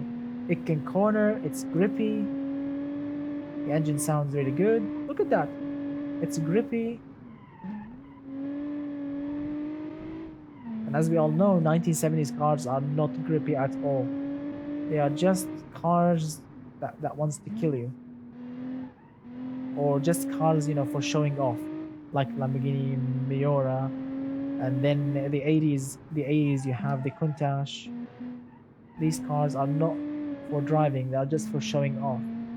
But this car that I'm driving right now, the Condor, is just for driving. You can drive it and enjoy it. Look at that. I mean, no rear wing, no front lip, and it's just beautiful to drive. Look at that. 170, 180. I mean, it's nice. It's genuinely nice. One of my favorite cars to drive in the challenge. Yeah, look at that, the brakes. Look at that, the brakes are Look at that. Look at the discs. Now I want you to look at. Let me go slow a minute. Check out the mouse cursor. Look at the brakes discs. They are just regular crappy, factory OEM discs, and they are not overheating at all. Unlike the previous car, that Honda, fake Honda, which had sport brakes drilled and slotted, whatever, and they overheated like there was no tomorrow. Which is really good. Look at that. The brakes are very cold. No ABS, none of that nonsense.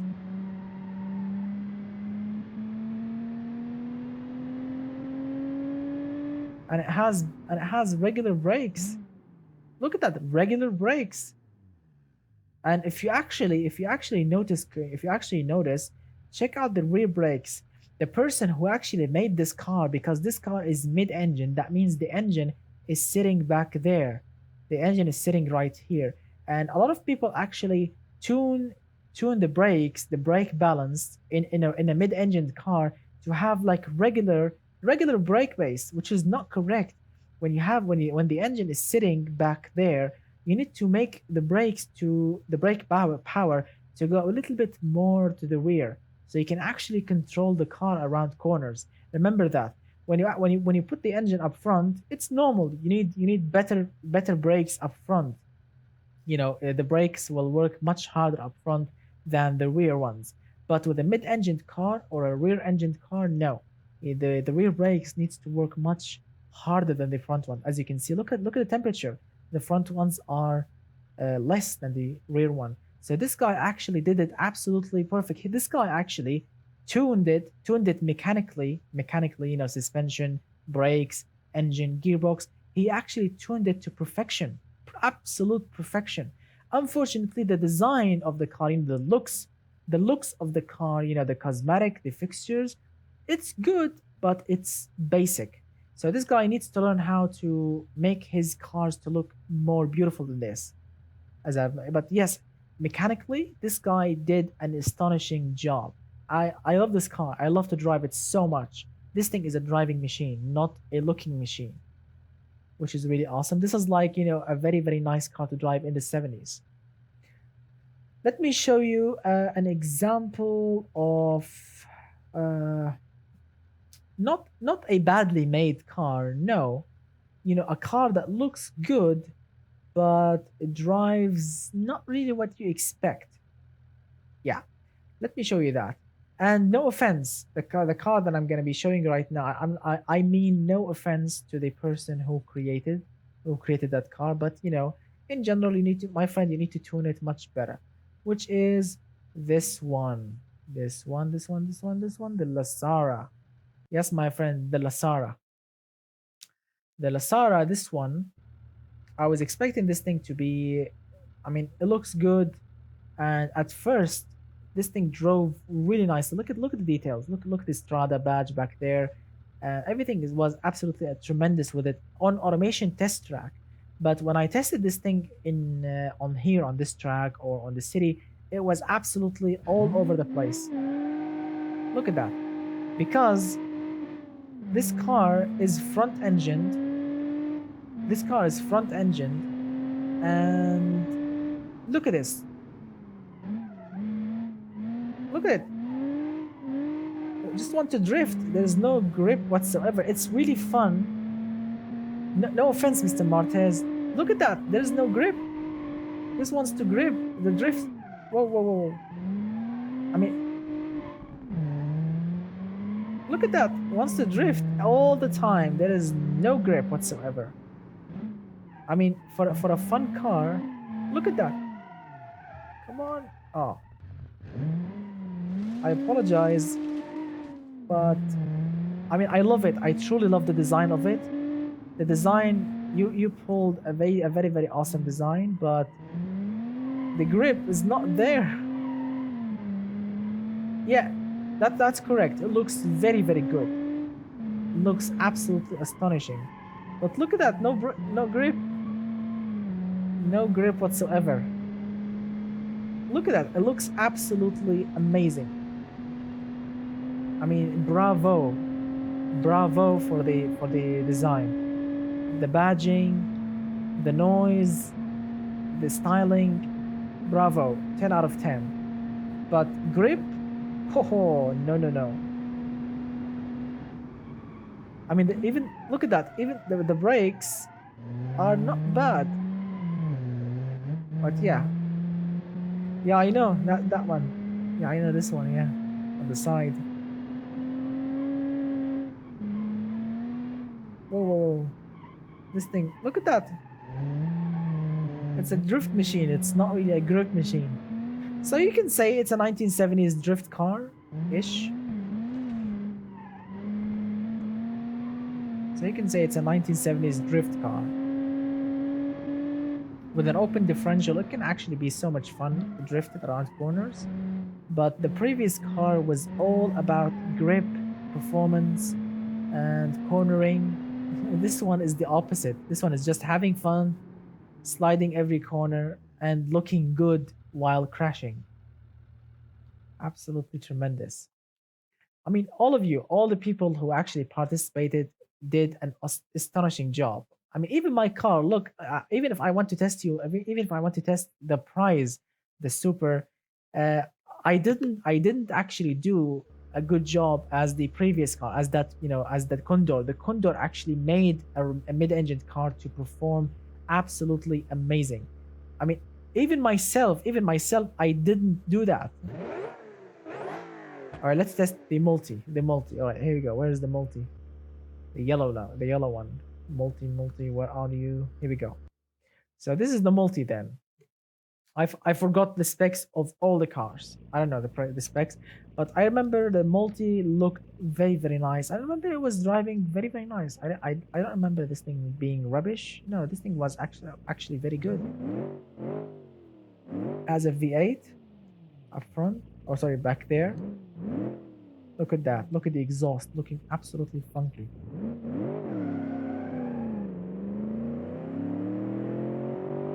Yes, I remember saying something about Italian made and American engine made. I remember saying that. First corner was really good. Sounds really good. Yeah, it does understeer a little bit, but it's grippy.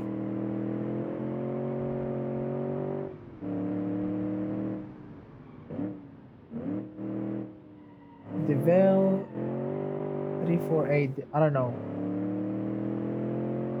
And you said you found it. I forgot. What did I say about it? I genuinely forgot, Mr. Michael. I mean, my book is not even in front of me. I can't even look and tell you. I apologize, but even my book is not in front of me. I don't know what happened with the develop. So look at the multi. Ooh, look at that V8 noise. Very quick in a straight line. Look at that 180. Getting close to 190. Oh, 190. All right, now brake test at 200. Here we go. Look at that. Now this car has drilled brake discs, as you can see. And the brakes actually works. Sounds really good.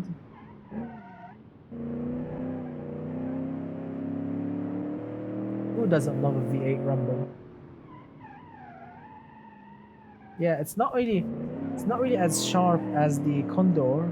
The Condor is much sharper, but this one is performing really nicely.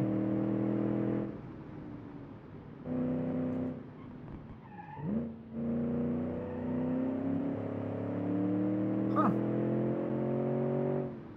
I remember there was a car was ripped off of a prize car, and I think it was made by the same guy.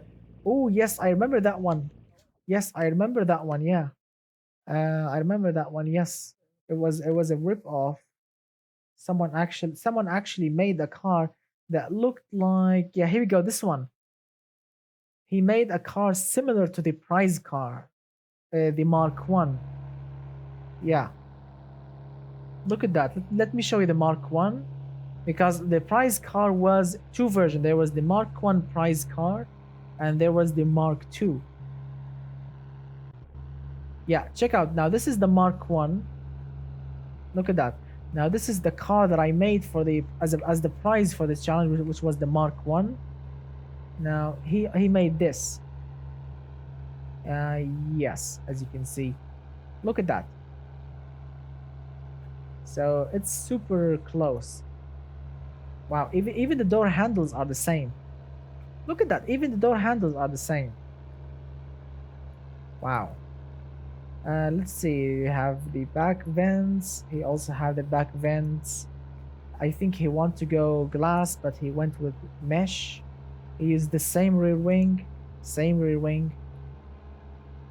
Look at that. Wow.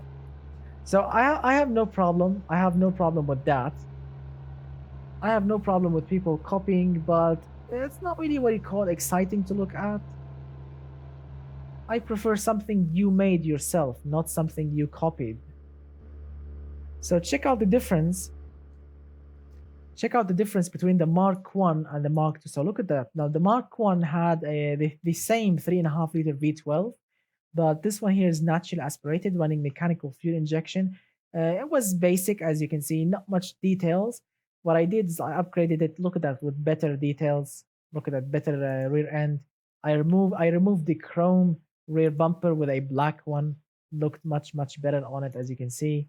The exhaust, everything remained the same. On top, as you can see, I removed the glass intake. I've replaced it with a ram cold air intake. So as you can see, the air will hit the roof. That vent will supply air to the engine down there, which is absolutely tremendous, because this engine here it's the same 3.5 liter V12, but it's supercharged. It's making 350 horsepower. Yeah. So as you can see, the front, it was very basic in the Mark 1.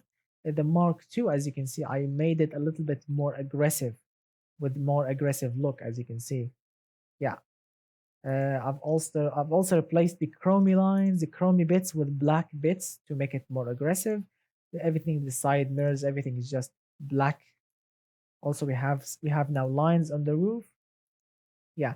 So yes, the Mark II was more cosmetic, and it has a different gearbox, different brakes. So yeah, let's read some of the comments. Mr. Michael says, you said that you got the .car file. It's the Chromely car, or did you not even import it yet? What is the Chromely car? You mean what? Where is this Chromely car?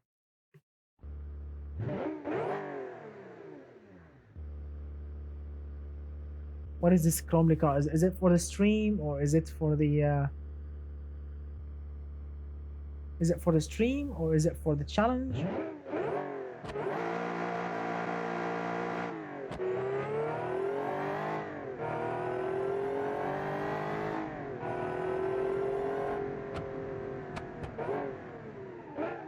Yeah, the Alpha Beta. I remember that. It was green.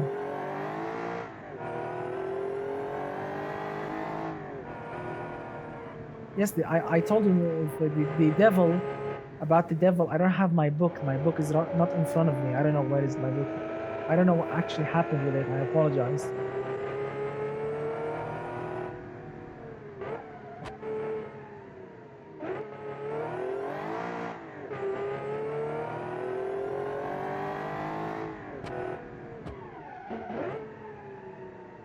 Whoa, it does understeer a little bit.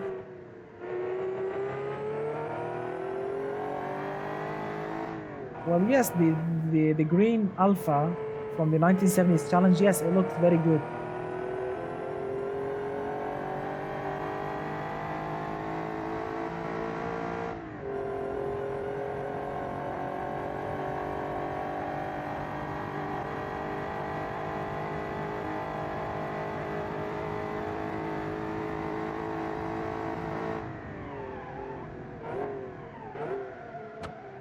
No ABS.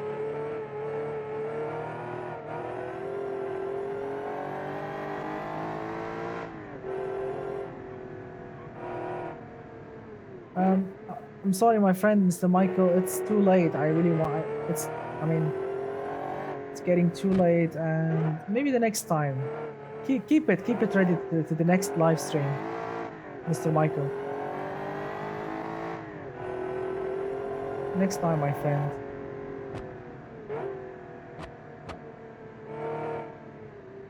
Which one?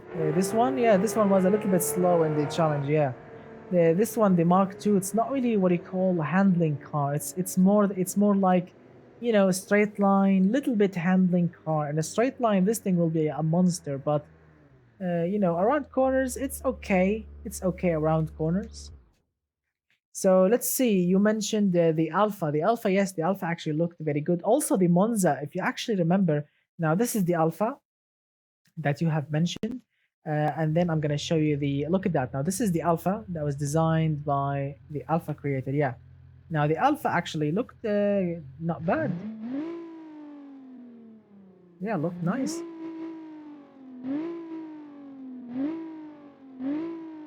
Not bad at all.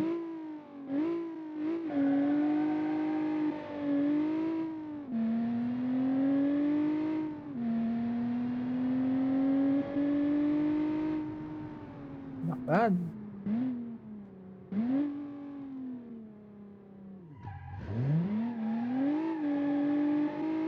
I like it. The Alpha actually looks not bad. Now let me show you the Monza. Now the Monza actually won the pretty car vote. Where is the Monza? The Monza, where are you? Here we go. Now the Monza actually won the vote for the prettiest car in the whole 1970s Italian car challenge. Now look at the Monza. The Monza is just a masterpiece. Let me show you. What is that? Alt and new. Here we go. Look at that. Look at the amazing details on the Monza. Look at the engine cover. Look at the back. The badging is just absolutely tremendous. Look at the side. And what I really love is the front. Look at the front. Look at the front, which looks absolutely magnificent. This actual car won the vote. Look at that! Look at that! I've just noticed this. Look at the mouse cursor. Look at the mouse cursor. Look at that V8 badge here and here, and this is like the fuel filler cap, and here it's like glass. It's like a glass. You can see through the engine. You can see through, and those two are like air intake to the engine. Wow, I love the details. Look at that. It's like a vent in the middle. A scoop or something here. Very, very nice. Let's see. I want to see how this thing will drive. I want to see how this thing actually drives.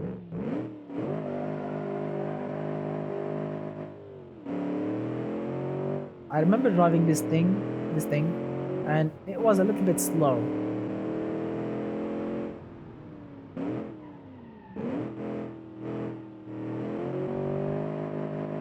I mean, yes, it's a little bit slow. It's not really quick, but it looks good.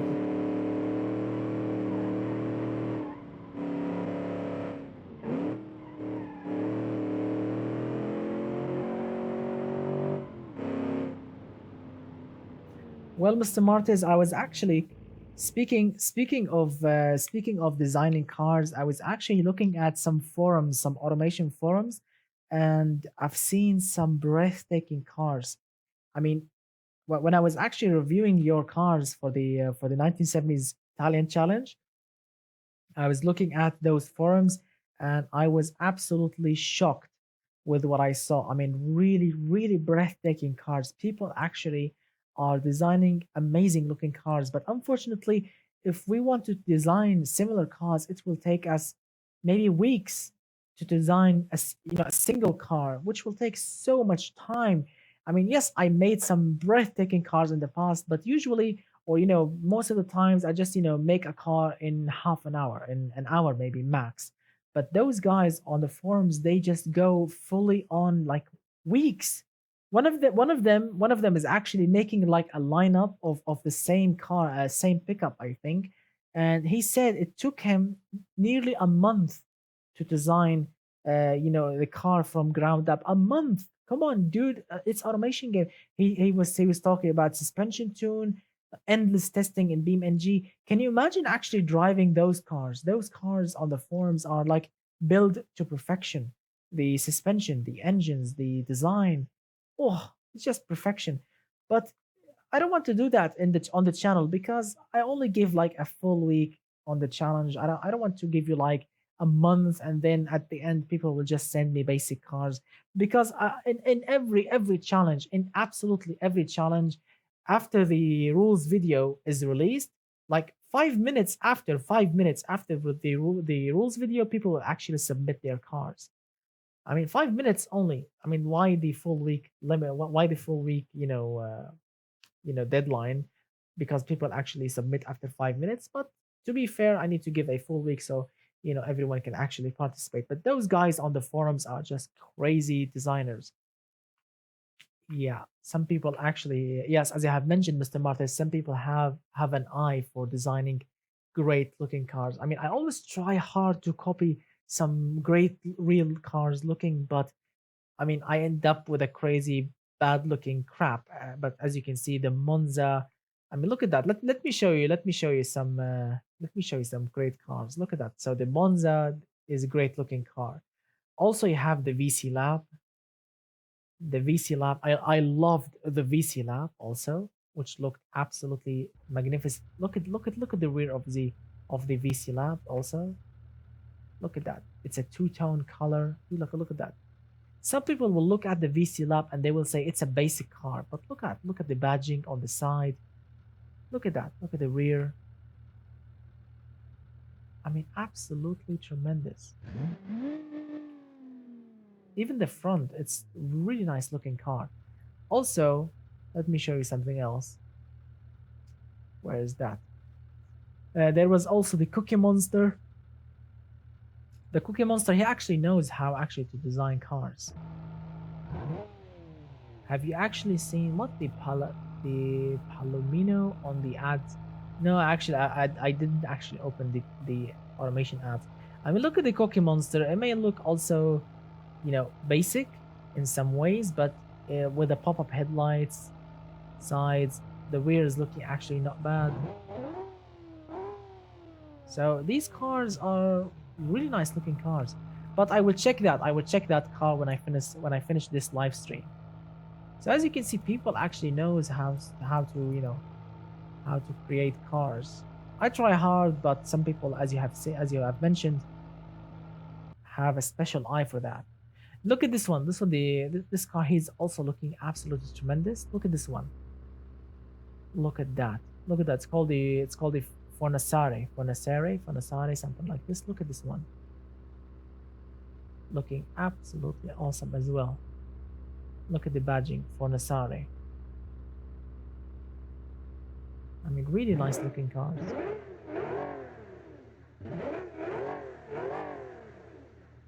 Nice cars indeed. There was also, let me show you, there was also, I don't know if there are like other great looking cars. This one looked weird. I'm not really impressed with this one. This one looked good, but I don't know what else. What other cars were absolutely crazy to look at? Let's see. There was, oh yes, the Myzid. Oh, I forgot about the Myzid. The Myzid. Oh yes, the Myzid. The name of this dude on Discord. His name is Nacho something. I don't know. So the Myzid. He always also gives us great, crazy looking cars. Look at the Myzid. It's actually looking very, very good.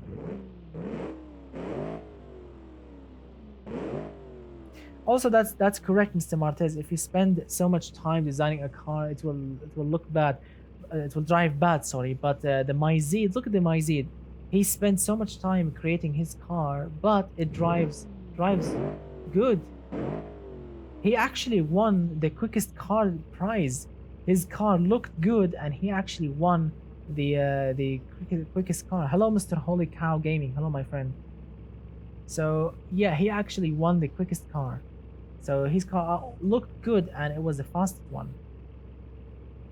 So my friends, that was all that was all the time that I had. My family, or actually my mom's, actually she's actually looking at me angry, and she wants to punch me in the face for taking so much time without speaking to her, because she came to my house to check on me, and all the time that I was just going live. So thank you so much, guys, for watching. When the next challenge will be, the rules video should be tomorrow.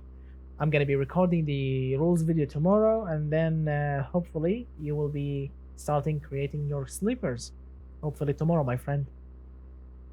All right, so that was all the time that I have. Thank you so much, guys, for watching. Don't forget to hit that thumbs up. Don't forget to hit that thumbs up really hard, and get subscribed if you are, of course, new to the channel. Watch my previous videos, and of course, stay tuned for tomorrow's, for tomorrow's rules video for the next challenge, which is of course the street sleeper challenge, which will be super super exciting.